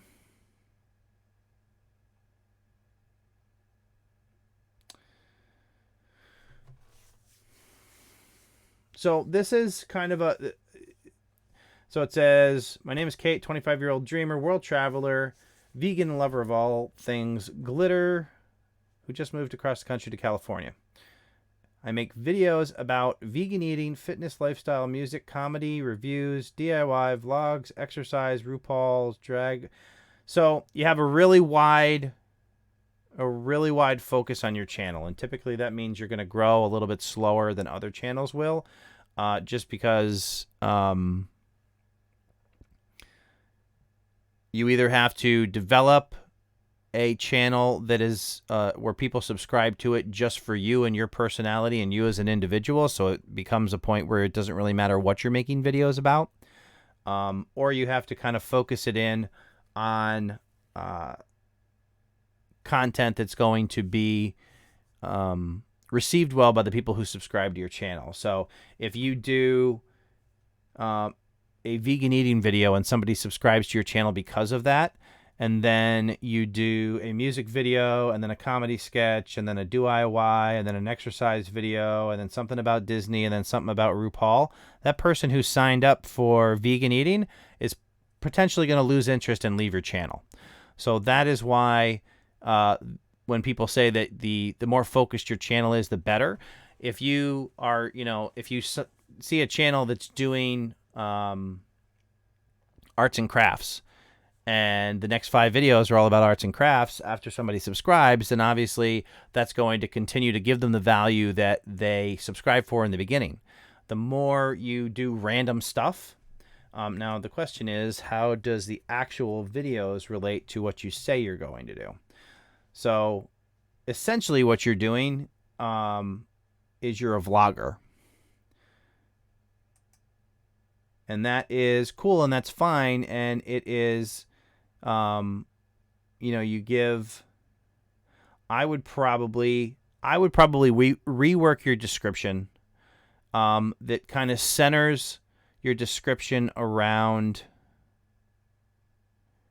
the fact that you're doing vlogging style videos about those topics. So I would also try to deliver in the beginning of your description exactly what people can expect from your channel.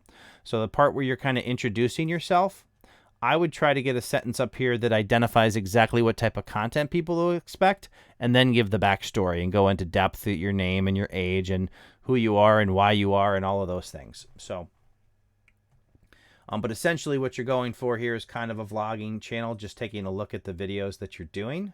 Me packing, last day at Disney World, 90 retro memory box. This is all kind of vlogging content. So vlogging channels do tend to take longer to grow than others, only because you got to give your audience the opportunity to, start to know you as an individual and be in tune with your content because of you and not so much about the particular topics that you're covering.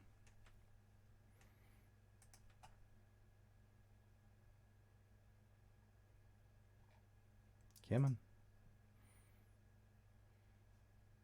And pause. And scroll. Moving to California. Popular uploads. And just want to get the descriptions in all your playlists so people know exactly what to expect in terms of the content. You have it in some, but not in all of them. All right.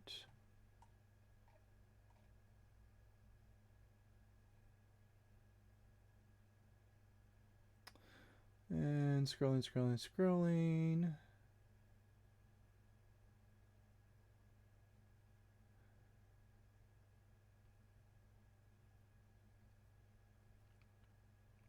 No problem, Real Estate Whisperer. Thank you for coming and hanging out in the stream. Scrolling here. All right. See who we have next up is... All right, so next up is Lemonhead Penny. So, a couple things about what you got going on here. If you're trying to grow your channel, the first thing that I would strongly consider is rethinking the use of somebody else's brand and logo. Obviously, Lemonhead here, the way you're using it is from the actual candy Lemonhead. I'm sure there's some type of backstory that relates to you and that product, but I would try to develop a version of that that's not directly using their stuff, because the last thing you want to do is have your brand be synonymous, or have your brand be somebody else's brand. If you get to a point where your channel starts to take off, you don't want to be in that situation where people know you as a candy that somebody else owns the rights to. That can get kind of squirrely for you. And we want to get, just taking a look at some of these. Also, this is really pixelated. So even if you were going to use something like that, you would really want to find a higher quality image to use. It also looks like you may have just put any old picture in the channel art instead of actually using the appropriate size. And I want to grab something for you guys real quick just to show you.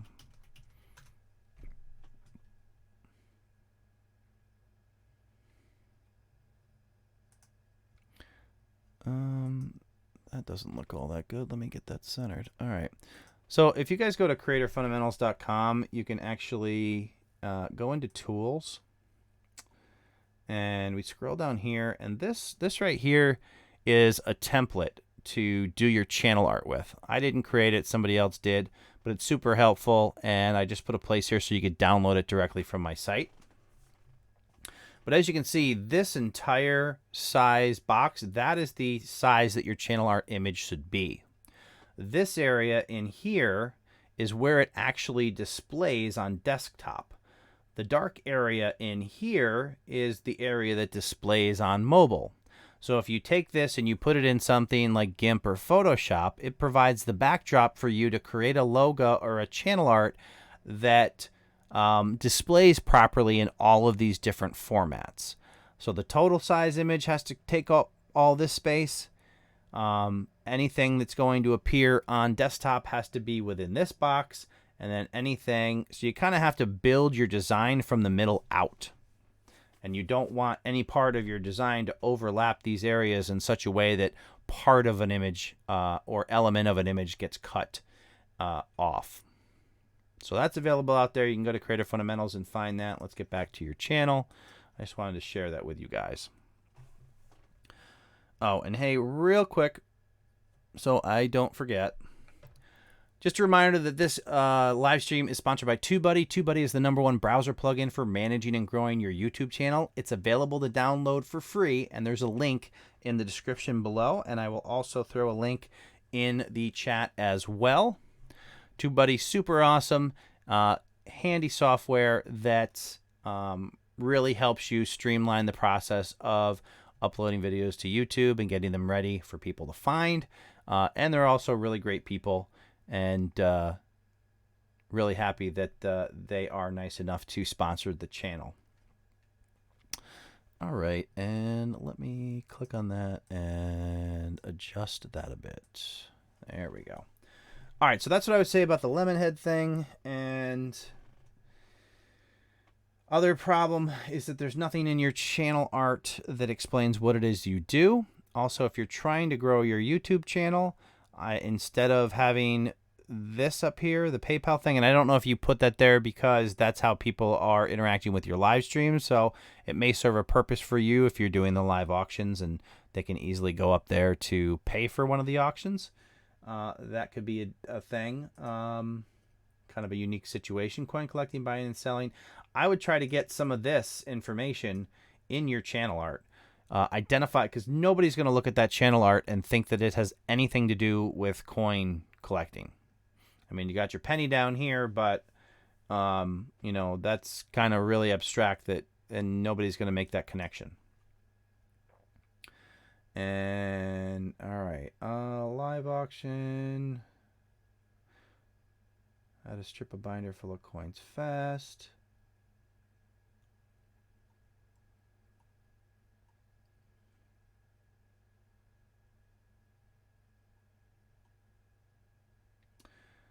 So the thing about coins, the things that become the most click-worthy and kind of entice people to click on your videos are nice close-ups of coins and the paper money and all of that. So just scrolling through here really quick, if you want to make thumbnails that people are intrigued by and click on, focus on doing things like this, or even you know, these close-ups. I would even go try to get a little bit closer than what you got going on here. So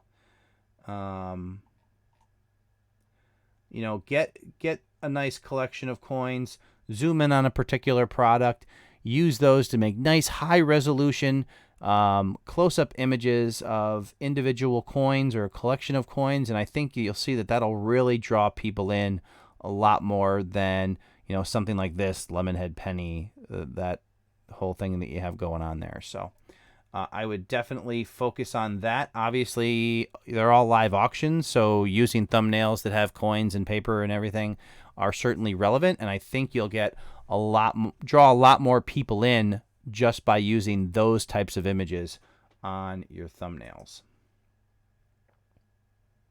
And definitely, if these are all streams, I would definitely start creating some.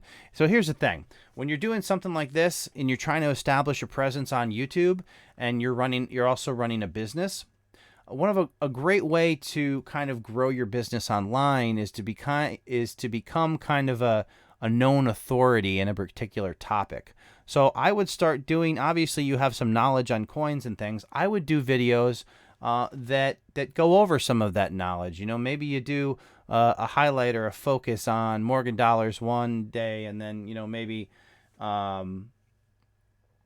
pennies another day, whatever your deal is there, and kind of go through all of those and make some educational videos that are focused on coin collecting and the type of stuff that you sell, and kind of do it that way. You can, there's so much potential content. You can do a top 3 grading company video and identify, whether NGC or PCGS is the best, or if there's any new ones that have been added to the mix since I've been doing this. But a lot of evergreen content you can make to add to your channel that can help grow your presence on YouTube, which is in turn going to help you draw in bigger audiences when auction time comes around. So that is what I would share with you on that. Hopefully that was helpful to you.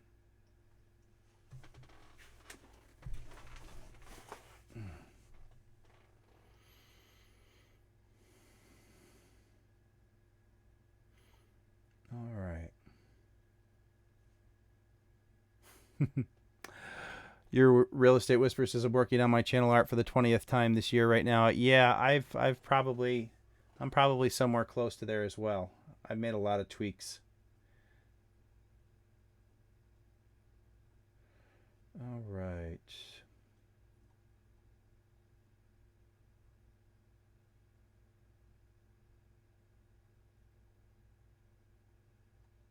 Chris Conkle Vlogs out there. Good to see you.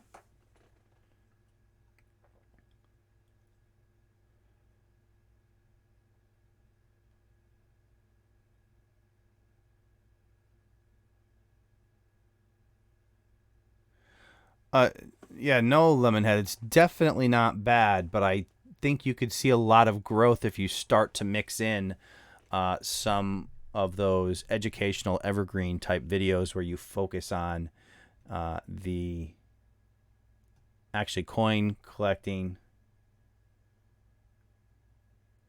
Yeah, Real Estate Whisperer, absolutely. When you tweak it, let me know and I'll take a look. Little Gem Creations, have a good night.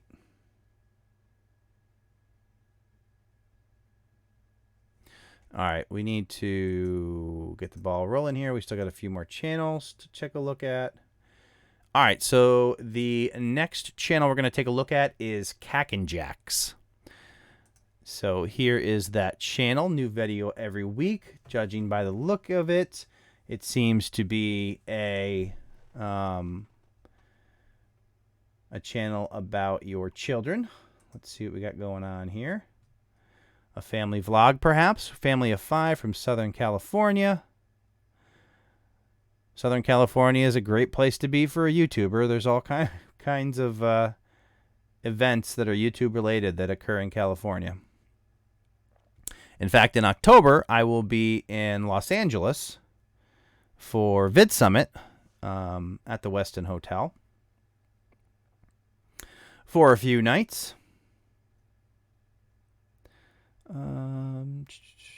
Family-friendly content with 3 cute stinkers. Kira, Kaylee, and Jackson. All right.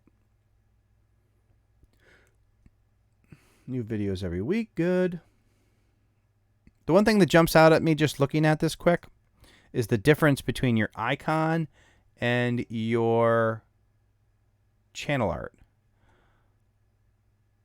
I would say, since you're doing this as your channel art, let me see what you got going on here with your videos.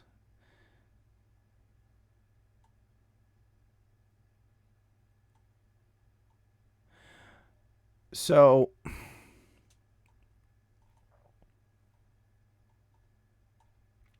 I would probably, couple things. So looking at this icon and what you got going on up here, I would almost expect to see this like a circle around this and have that wood background behind your icon as well, because you're kind of doing it up here. You got the photo thing, the wood background. To me, it would seem more cohesive if that wood grain was carried behind that as well, and it was also the same font. It looks like you're using a different font down here. than what you got going on up here. And if this is your current stuff, then I would literally, you know, I don't know if you did this, but you can get just that without the picture in it, of course. Circle as your icon, and then what you can do is consistently place that icon in the lower left-hand corner. Now, as you continue to grow, at some point you may be able to drop that and just rely on all of the faces of your family for familiarity. But while you're kind of trying to grow your brand, I would probably start to make that consistent, because the actual stuff that you have in your thumbnails is a variety of different things. So I would try to find that consistent element that identifies your content as yours. And in this case, because of what you got going here, I would probably try to find a good size. I would probably make it probably somewhere around that size, maybe a little bit smaller. But again, instead of that green, those green colors, I would make it look just like that to match your channel art. So it's just everything kind of works together. You got it up here, and here it matches, and then you see it pulled into all the thumbnails so people know exactly what you got going on. And go to your home page here. Stop that. And you got your newest videos. I would get descriptions on all your playlists. Identify exactly what you got. Otherwise, you got the horizontal playlist. That works pretty good. You got your playlists down here. I see what you do there, kind of a monthly thing.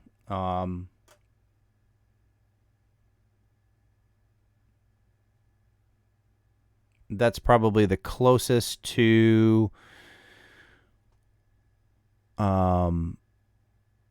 workable way to use the playlist in that way. If people are trying to follow your channel in a chronological order, kind of presenting that information might be helpful to them. So I could kind of agree with that use the way you're using it there. And you're doing it in reverse chronological order. So if people want to see the newest stuff, they can. So that can work. And see when you just kicked it off in October. Cool. How are we doing on 1, 2, 1, 2, 1, 2? So you're doing 2 videos a week, it appears. A couple of videos a week. Excellent.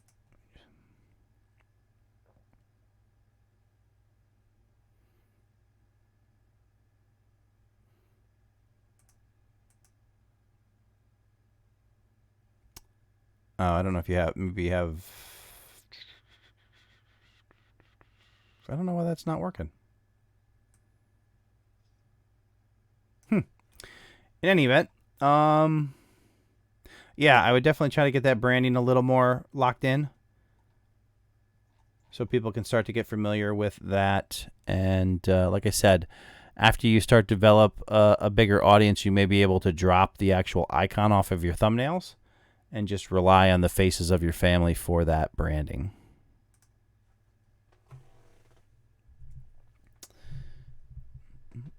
All righty.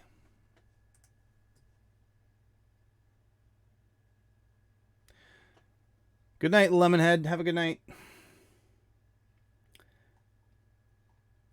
All righty. Shannon Vlogs in the live stream. Good to see you. Let me see. Give me just a moment here. I keep losing.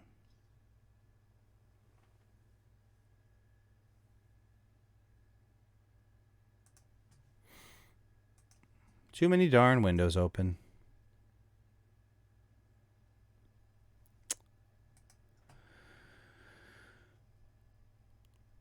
Almost there. And then we will move on to the next channel. All right.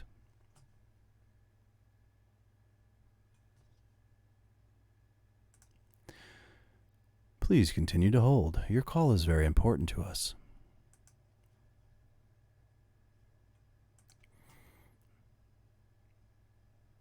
All right. So we're going to move on to the next one here.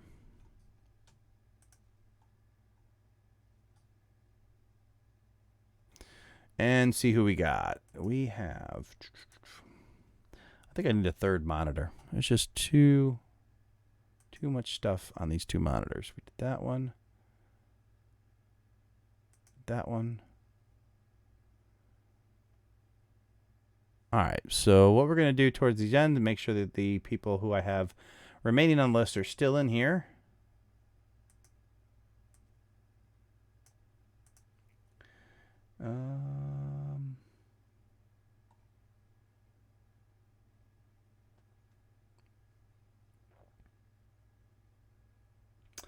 Is Let's Play still in the chat?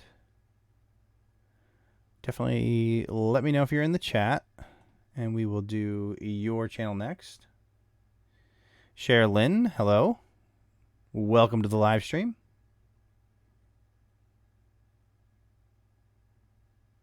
Hello, Soccer Skills Rex. Shadow Speedy.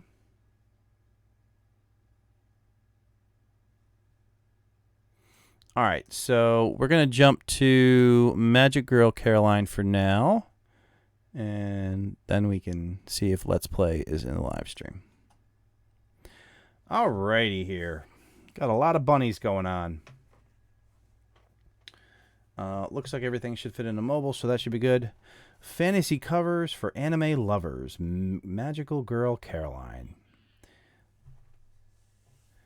Anime, Vocaloid, game, K-pop, J-pop originals.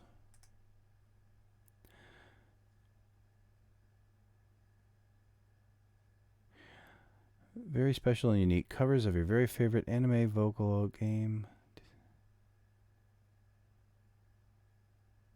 Classically trained opera singer gone rogue. Well, that is quite the description. All right, so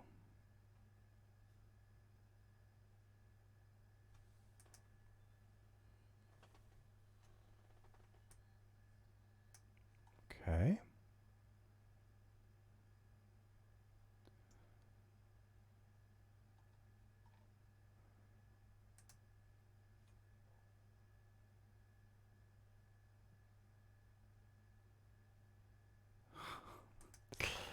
Alrighty.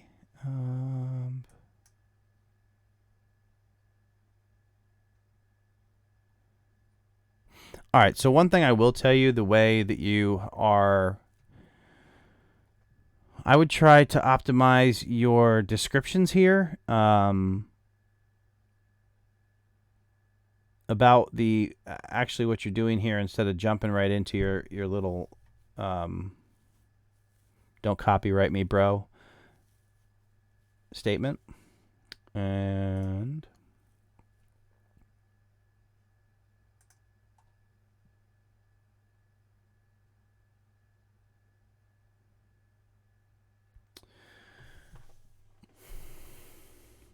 so the first thing that jumps out about your thumbnails is that they're really, really wordy and they have really small wording on them that people are probably not going to be able to read on mobile.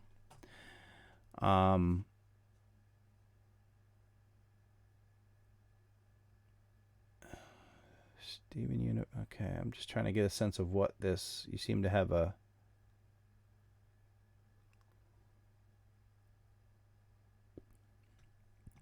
I would say that for a lot of this doesn't have to be on your thumbnail.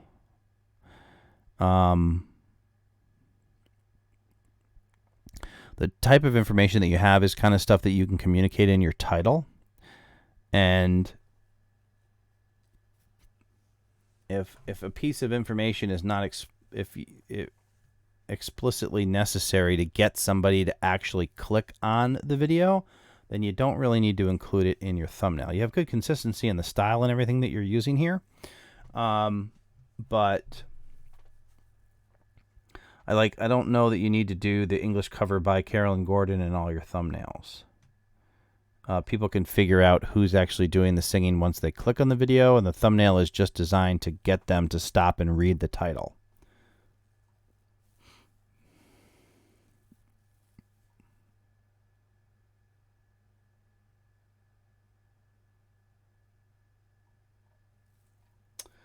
Let's see here.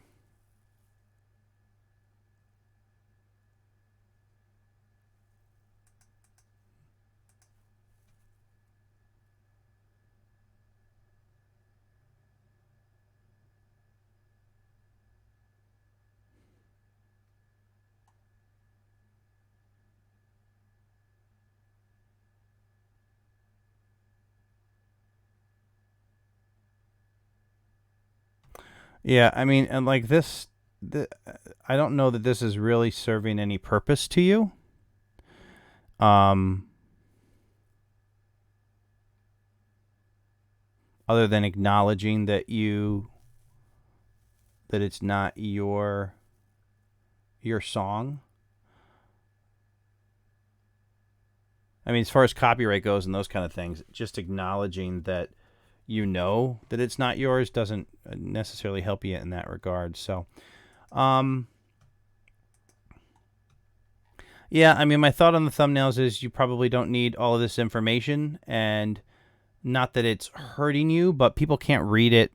I can't even read this at this size, so I don't even know what that says in the middle because the font is so small. So if you can kind of think that over and figure out how you may be able to communicate what you got going on without using super tiny text, that might be something that you want to consider. Maybe you don't need all three of these elements on the thumbnail. You simply want to identify maybe the name of the song and the fact that you're singing it if you feel that that's important to have your name on the thumbnail.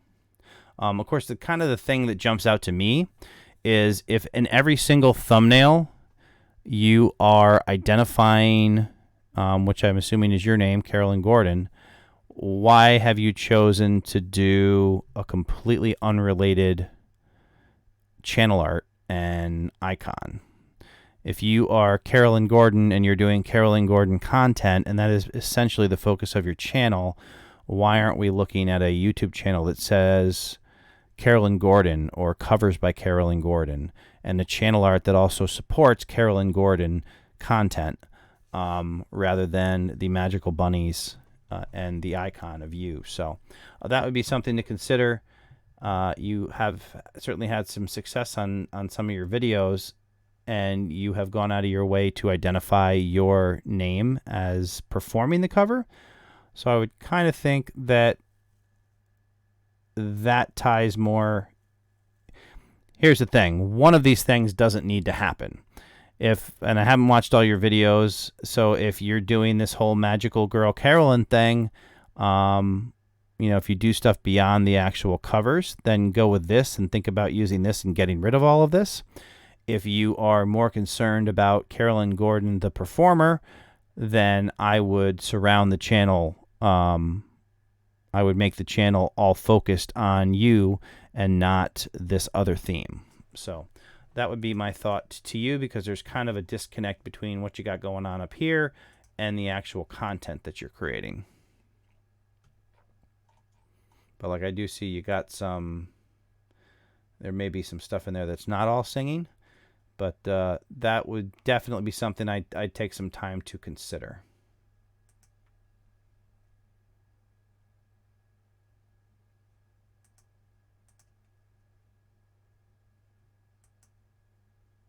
Oops.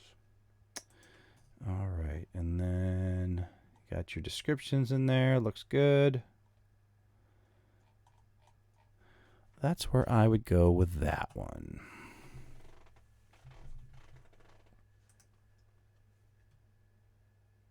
All right, we'll do Let's Play next.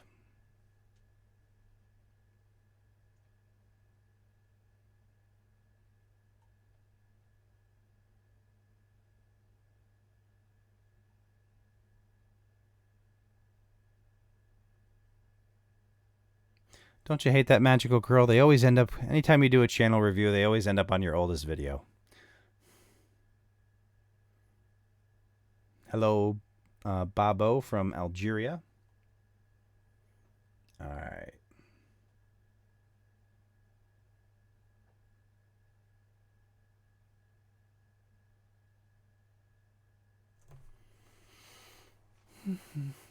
All right, so let's grab that next channel. All right, the next one we are going to do is get off the screen. There we go. It's Let's Play RC and Hobby. Now, I'm not going to be able to pull this.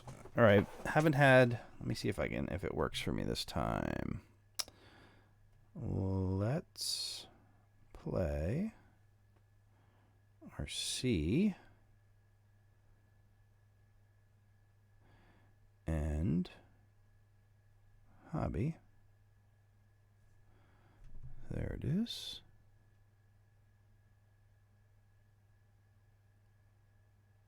So, yeah, this is another channel art that doesn't quite work on mobile.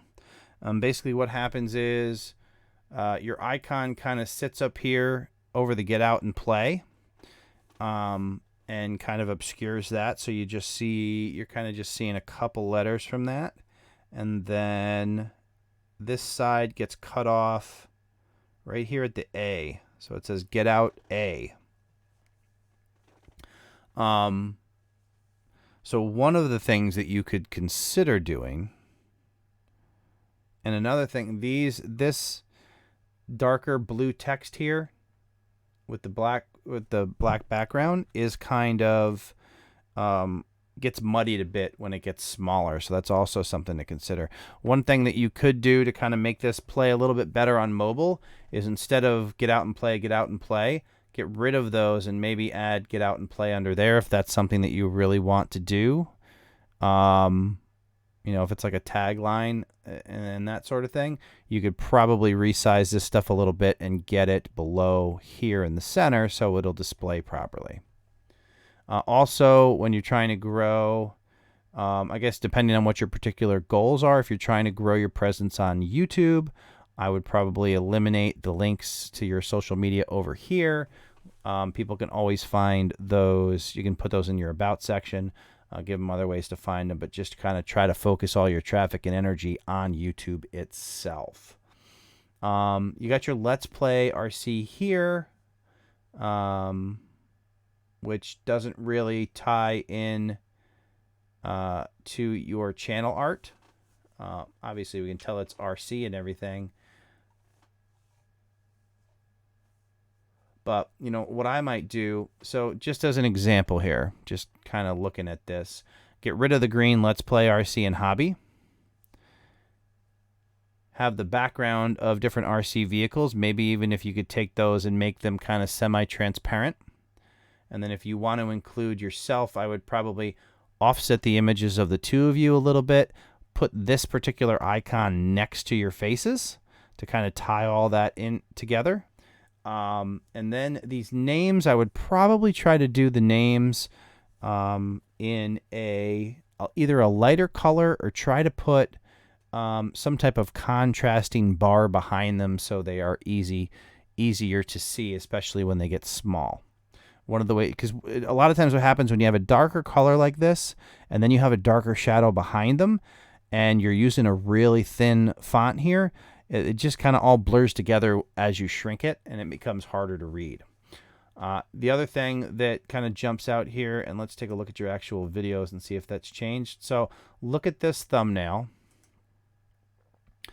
So you got your icon down here, but just look at this as a whole, thinking about color schemes, the types of fonts that you're using. Would it be obvious to you that this thumbnail is from this channel, other than the fact that they might both be about RC cars? So try to think about using a consistent palette of similar colors on your content to kind of build that brand. If your goal is to build your presence on YouTube and get people familiar with your content and, be able to come back and see more of it. Also down here, there's all kinds of varying ranges of the types of fonts.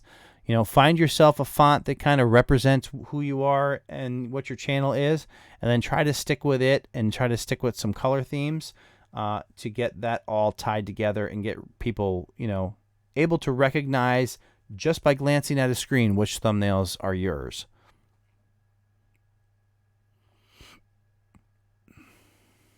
Also, I would do a little work here. You got uploads, popular uploads, and created playlists. I would probably create your own playlists and get those listed here. Looks like you have a couple different playlists here. Any playlist that you have that has at least 5 videos in it. In my case, I'm only displaying 4, but usually there's 5 here. And I would get those displayed. Like I said, the horizontal playlists are my personal favorite. Get your content out so everybody can see it.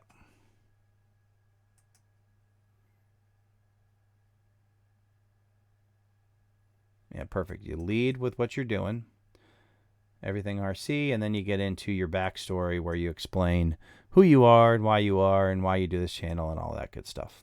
So, awesome. And let's see where we're at here. I think my chair lost a little height.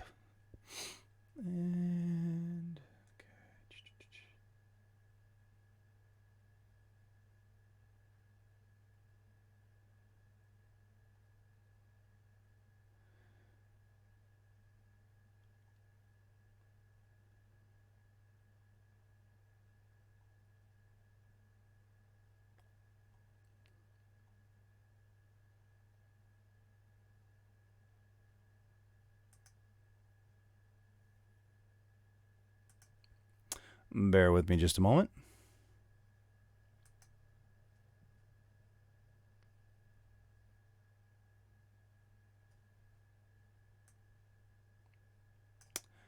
I like that. All right, hang on here. All right, so I got 3 more channels in the queue.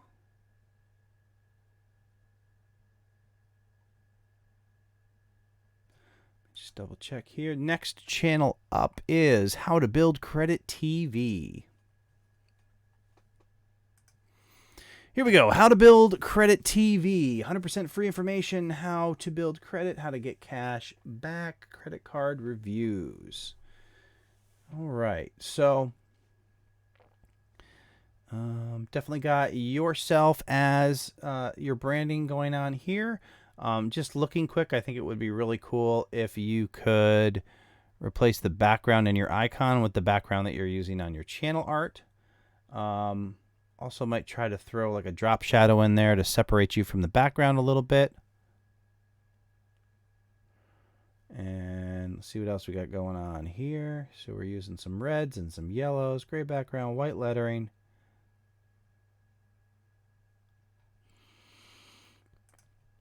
Take a look at your actual videos. What do we got going on?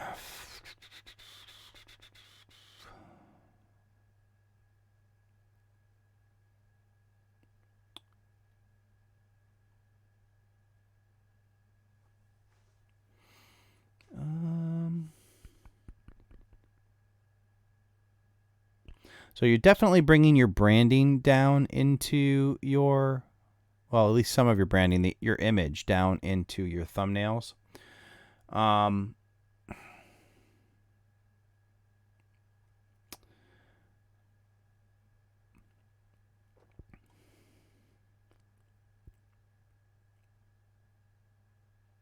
Some of the, so here's the thing. We don't need to recreate our titles in our thumbnails. So, and also you want to be careful about how you resize or stretch text because it can become difficult to read. Like these ones that are kind of stretched and squished here, this budget-friendly credit. So you want to get, your thumbnail gets people to stop and look. So instead of doing budget-friendly secured card, maybe you just write budget-friendly. You don't have to tell the whole story with the thumbnail. You have to entice people with a thumbnail. You want to get them curious. You want to get them to experience some type of emotion when they see your thumbnail to drive them to read the title and click on the video to see more. So it's not about simply redoing your title on all your thumbnails. Also, I would probably lean more towards, you have a nice kind of color scheme collection up here, and then down here you kind of get all over the place with colors. I think you could do a really nice, as an example, on your thumbnails here. I like that you've done this cutout.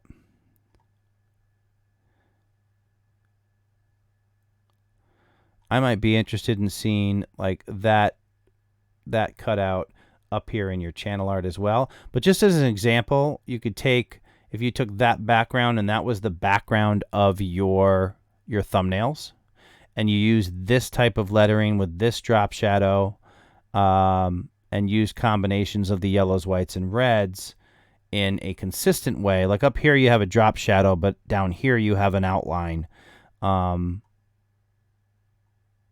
And there's just not a really big connection between this nice looking header and the way you're kind of presenting the words and stuff in these. Also, the textured background does definitely create a little more interest. So these solid backgrounds you might want to replace. And I think you could really do some pretty cool looking thumbnails if you did that, that steel plate in the background and then some color pops with the wording using the same kind of thing that you're doing up top. So, let's see what else we got here.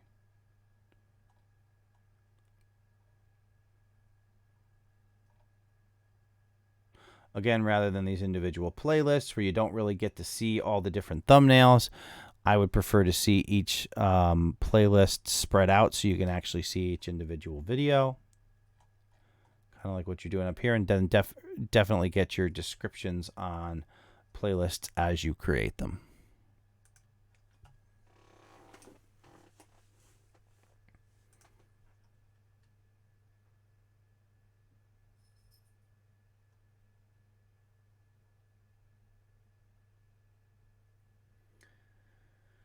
All right, here.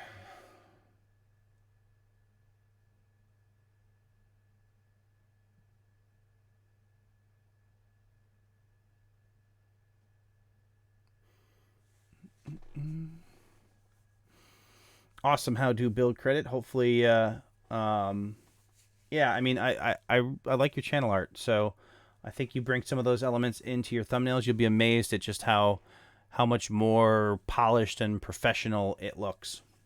And obviously, the more cohesive and professional and clean your branding looks, the more credibility it gives you with people,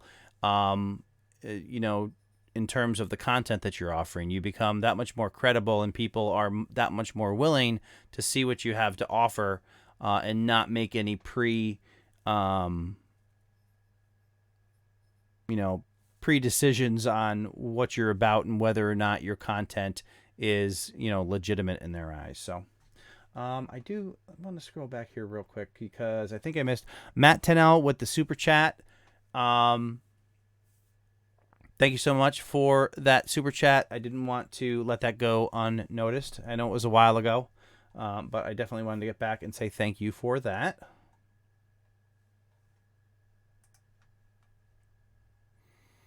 All right, and we got to go to the next one here. See who that might be. All right, so Encasa Con Patty are you still in the chat? Let me know.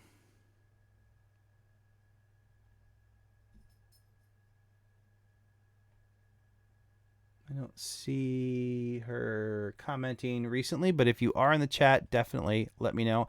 Hello to you, Cartoon Vlogs. Good to see you. Thanks for joining the stream. It is 1 a.m. right now here in upstate New York. But it's Friday. And the only thing I have to do tomorrow is... Oh, there you are. Good. Perfect. We will do your channel now. Here we go. En casa con Patty. Hopefully I'm pronouncing that somewhere close to correct. It's probably not. Doesn't sound right at all. But all right, let's take a look at what you got going on here. Definitely need to get a description in here. So we look at your channel art, and then I go into your About section, and I have no way of knowing what your channel is about. So I would recommend that you kind of elaborate what your channel is about in your channel art, and also write out a description that tells people what you're making videos about.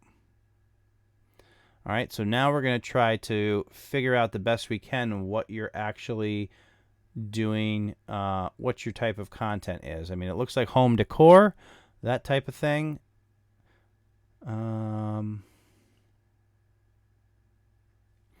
What I would tell you is generally speaking, they're nice looking thumbnails, but you are definitely using font that's going to be very difficult to read on mobile. I would probably work to try to make some of this stuff bigger and easier to read.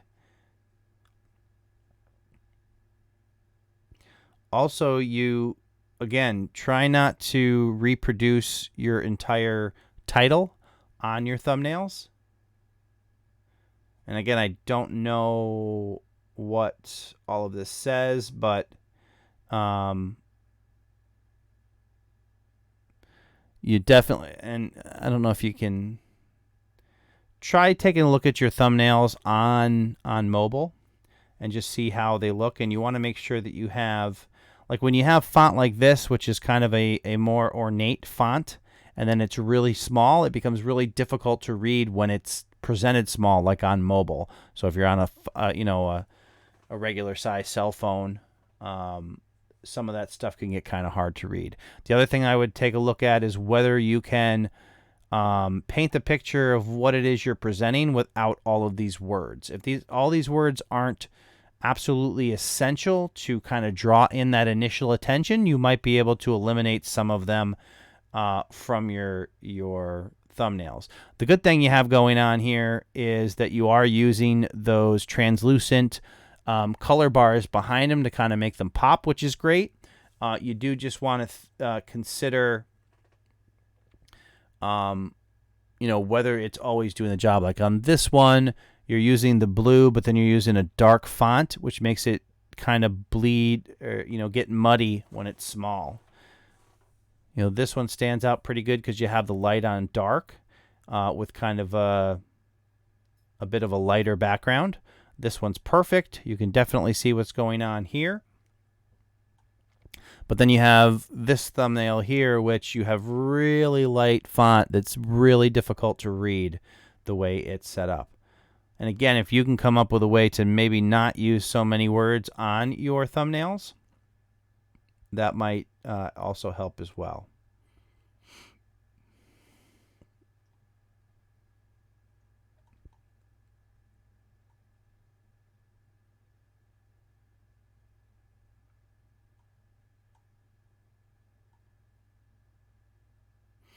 Like this style is nice with the kind of the white bar and the font, but like down here you can see the difference if you just look at these two, just as an example.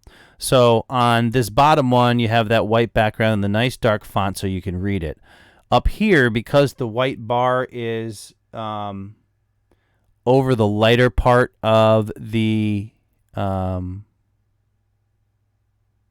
comforter, you can see that the white gets kind of bled out. So if you maybe had this white bar lower on some of the darker tones and then you had the white over it, it would be much easier to read. In this case, I probably would, because you had the light bar on top of that light section of the bedspread, I would probably go with a darker font there so people can actually read it. You always want to create that contrast and make it as easy to read when it's small as possible. So I would say definitely get a description filled out. Try to give some indication. I assume this is generally translated as Patty's house, or something to that effect. So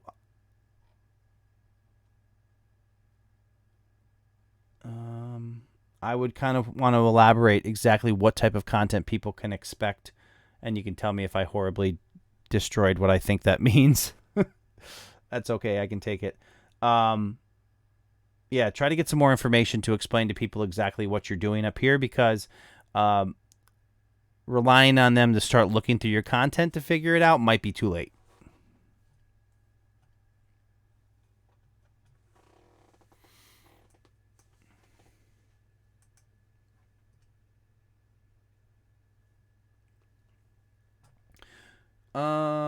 One quick question for, hey, Nicole's Life in USA. Were you looking for a channel review?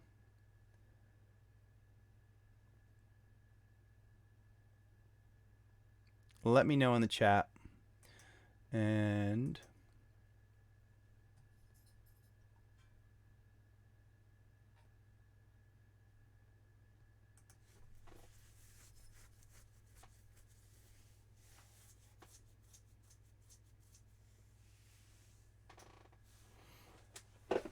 Mom of 3 A's asks, what is a great font for a thumbnail? Generally speaking, some of the bulkier, blockier fonts that aren't too tightly packed, that basically allow for being able to read clearly when they're really small. So try to take, I mean, there's a bunch of different fonts like that. The sans serif fonts, serifs are the little curls in the feet on fonts. Sans serif means no serifs. Those types of fonts are going to typically be easier to read when they're smaller. You want to be careful, like, using something like Arial Narrow, where it's really, really thin, because that kind of disappears when it shrinks down in size. So some a little bit more blockier, consistently spaced fonts that are easy to read. Now, that doesn't mean you can't use the fancy stuff, but if you're going to try to use the fancy stuff, I would just be conscious of the fact that you can't use a ton of it, and you don't want it to get so small that people aren't going to be able to see it. You also want to have good contrast on your font. So if you have an image in the background, you either need to consider putting, like those last thumbnails, some type of translucent backing to add that contrast, or ensure that there is natural contrast between the font that you're using and the background. A lot of times when you're using a photographic background, the colors and the shades change back and forth. And then if you try to use a single font, that's all white, but you pass over light areas in the photo, it gets bled out and you can't read it. So that's why you use those color boxes as a backdrop to your font to make sure that people can read all of them.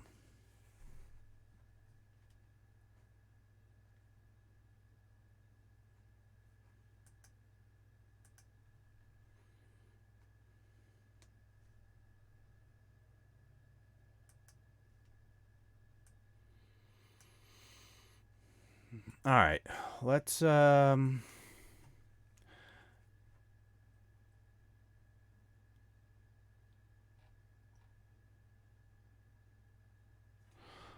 to take a look at this channel real quick. I'm not really sure what's going on here. If you haven't even uploaded a channel art, but I don't see anything here. So you definitely want to get some channel art up there to identify exactly what you're doing. I don't know by your icon what your channel is about. You don't have any description about what your channel is about. Sometimes it's a lot better than trying to get a channel review to actually watch some basic videos on how to get your stuff going here. We have, let me look at your thing here. Yeah, I mean, there's a lot of stuff. You have font that is covered up in the lower right hand corner by the timestamp. You definitely don't want to put font in the lower right hand corner, because that timestamp is going to obscure it. The timestamp appears even bigger on mobile, so that's something to consider. Way too many words on your thumbnails. There's no consistency in the thumbnails in terms of branding or anything like that. putting these types of colors on top of each other are really difficult to read. And there's something unnatural about the font that you have that's tipping down in this direction. I would tend to have font in the opposite direction because there's something that doesn't really work well on the eyes doing it the way you're doing it. Also, way too many words. So there's a ton of videos on my channel about how to do branding and how to set up your your channel art and your thumbnails and your icon to kind of all work together. I definitely recommend you watch those because those videos are going to be a lot more helpful to you than repeatedly asking for channel reviews. The best way to use a channel review is to do a lot of research, understand how you should set up your channel, try to implement some of that stuff, and then you can kind of get a channel review to have somebody look at the work you're doing and make sure you're heading in the right direction. But I would watch a bunch of videos about how to get all that set up and go from there.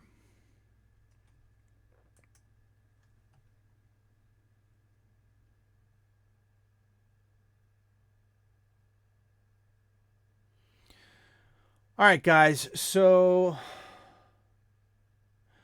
for those of you who just popped into the chat, unfortunately, I can't do every single channel that wants a review.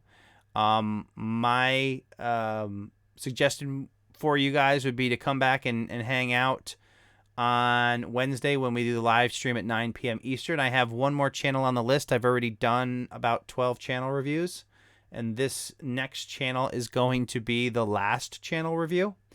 So if you weren't able to get one this live stream, you can definitely come back on Wednesday night, 9 p.m. Eastern, and try to get there early. And we can see if we can get you a channel review then. So the last one that I'm going to do here is Nicole's Life in USA.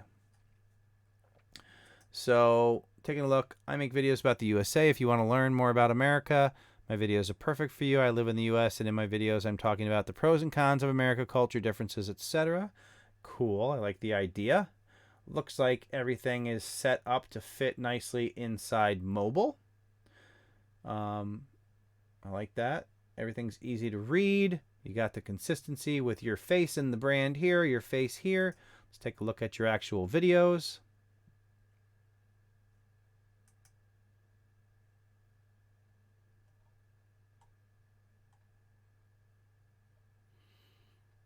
So it generally looks like your, let's see what we got here. So this is your live. So this is possibly the image that was captured by, is it like mobile? It looks like it might be mobile live that you used here, or maybe the go live, the quick camera go live version. I would go back to these types of videos and actually create a custom thumbnail and replace it after the fact.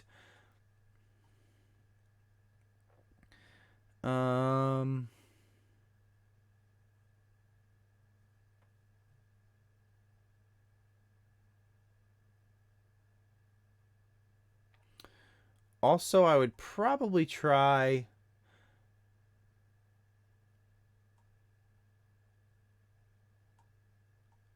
I would look into possibly trying to do, let's see, some of these older ones are pretty good in terms of being able to see your face and have you as part of the brand there. My only concern on some of these recent ones, like this one, it kind of looks like you just took a screen print and added some stuff, or like a video capture and did it that way. You tend not to get the best resolution on your thumbnails when you do that.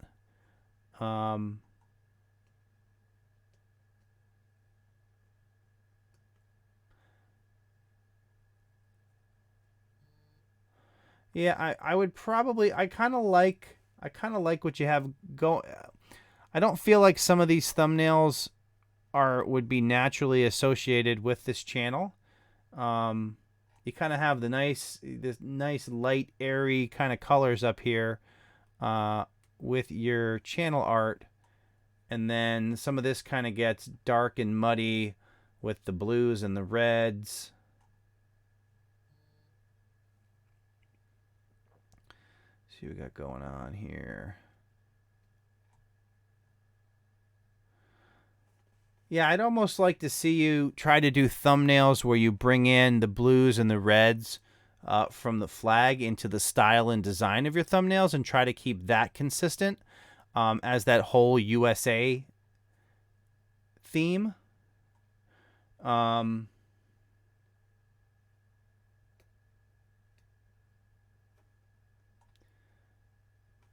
Just to give you that overall brand look. Let's see how all your...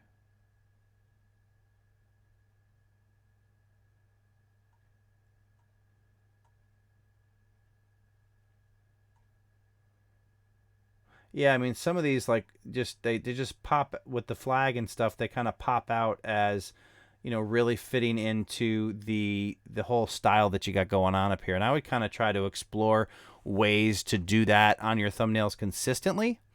You know, maybe... Honestly, if I was going to do this, I would try to find a cool flag background. Then I would take individual images of you. I would cut them, you know, cut out those images, and then I would apply that particular headshot over the flag, and then maybe add some font over that that related to the content. That's kind of how I would approach your channel to make your thumbnails kind of in tune with what you got going on in your branding and your channel art and your icon.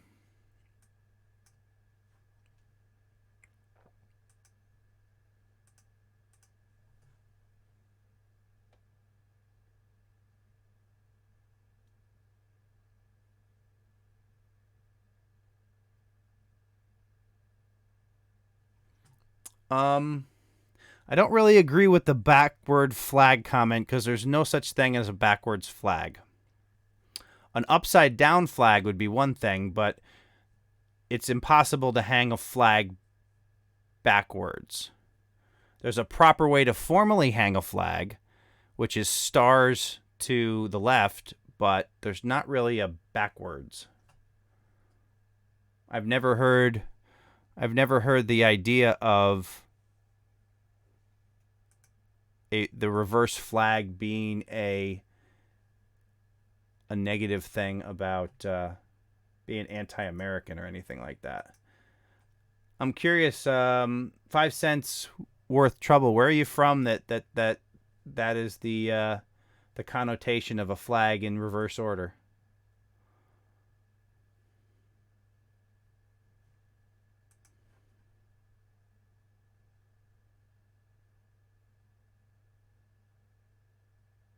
Yeah, Real Estate Whisperer. I'd do the same thing with the adding the flags like that, for sure.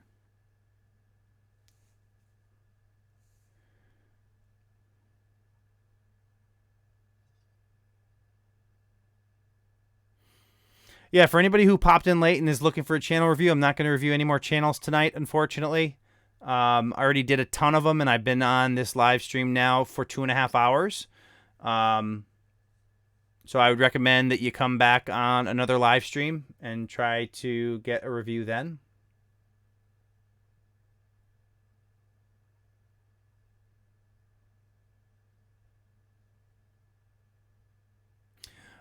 Yeah, well, yeah. There's the if you look at the flag on the shoulder of a soldier, it's actually displayed backwards to look as if you are holding a flag and marching forward. So there's no front or back to a flag. I mean, when you display one, you display it with the stars to the left. But yeah, the soldiers uniform itself actually has the flag with the stars on the right.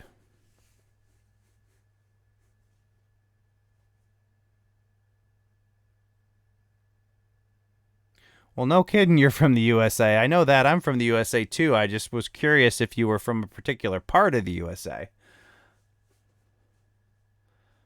where that's interpreted like that. I live in New York. I live in upstate New York. And I come from a military family, and that's not I've just never heard that idea that people think that a flag with stars on the wrong side is somehow a negative USA thing. So I was curious if you were maybe from a particular part of the country where they felt that way, but I've never heard that.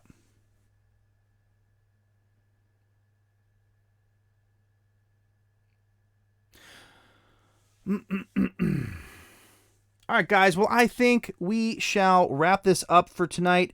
As I mentioned, if you came into the live stream late, don't forget that this live stream is sponsored by TubeBuddy, the #1 browser plugin for managing and growing your YouTube channel. It's available to download for free. There's a link in the description below, and I will also throw a link in the chat as well. If you're not using TubeBuddy, you should definitely be using them because there's so many tools there that can help you grow your channel and be more efficient in uploading your channel, because I know that it's a really long haul in trying to grow a YouTube channel, and the last thing you want to do is waste time unnecessarily by doing things in much more time than it really takes to do them. And TubeBuddy is a great way to kind of streamline your process and do all of that. So for those of you who are looking for help, if you wanted to get a channel review and you couldn't get a channel review, make sure you head over to Facebook and search for Creator Fundamentals and join the Creator Fundamentals Facebook group. That's a great way to interact with other YouTubers, people who are interested in growing the channel just like you, myself included, who is an active member of the Creator Fundamentals group as well. And that can be a way to get feedback if you're not able to get it on a live stream. Also, for a short period of time after this live stream, I'm going to hop over to our after stream live party Discord channel. I just threw a link in the description below. So if you want to chat with your fellow YouTubers here in a slightly less formal setting, where I don't have to stare at the camera and talk, you can hop over there. I'll be in there for a little while as well. So I appreciate everybody who came and hung out on this unscheduled live stream tonight. You guys are awesome. I look forward to seeing you at the next live stream, which is Wednesday night, 9 p.m. Eastern. Take care and good night.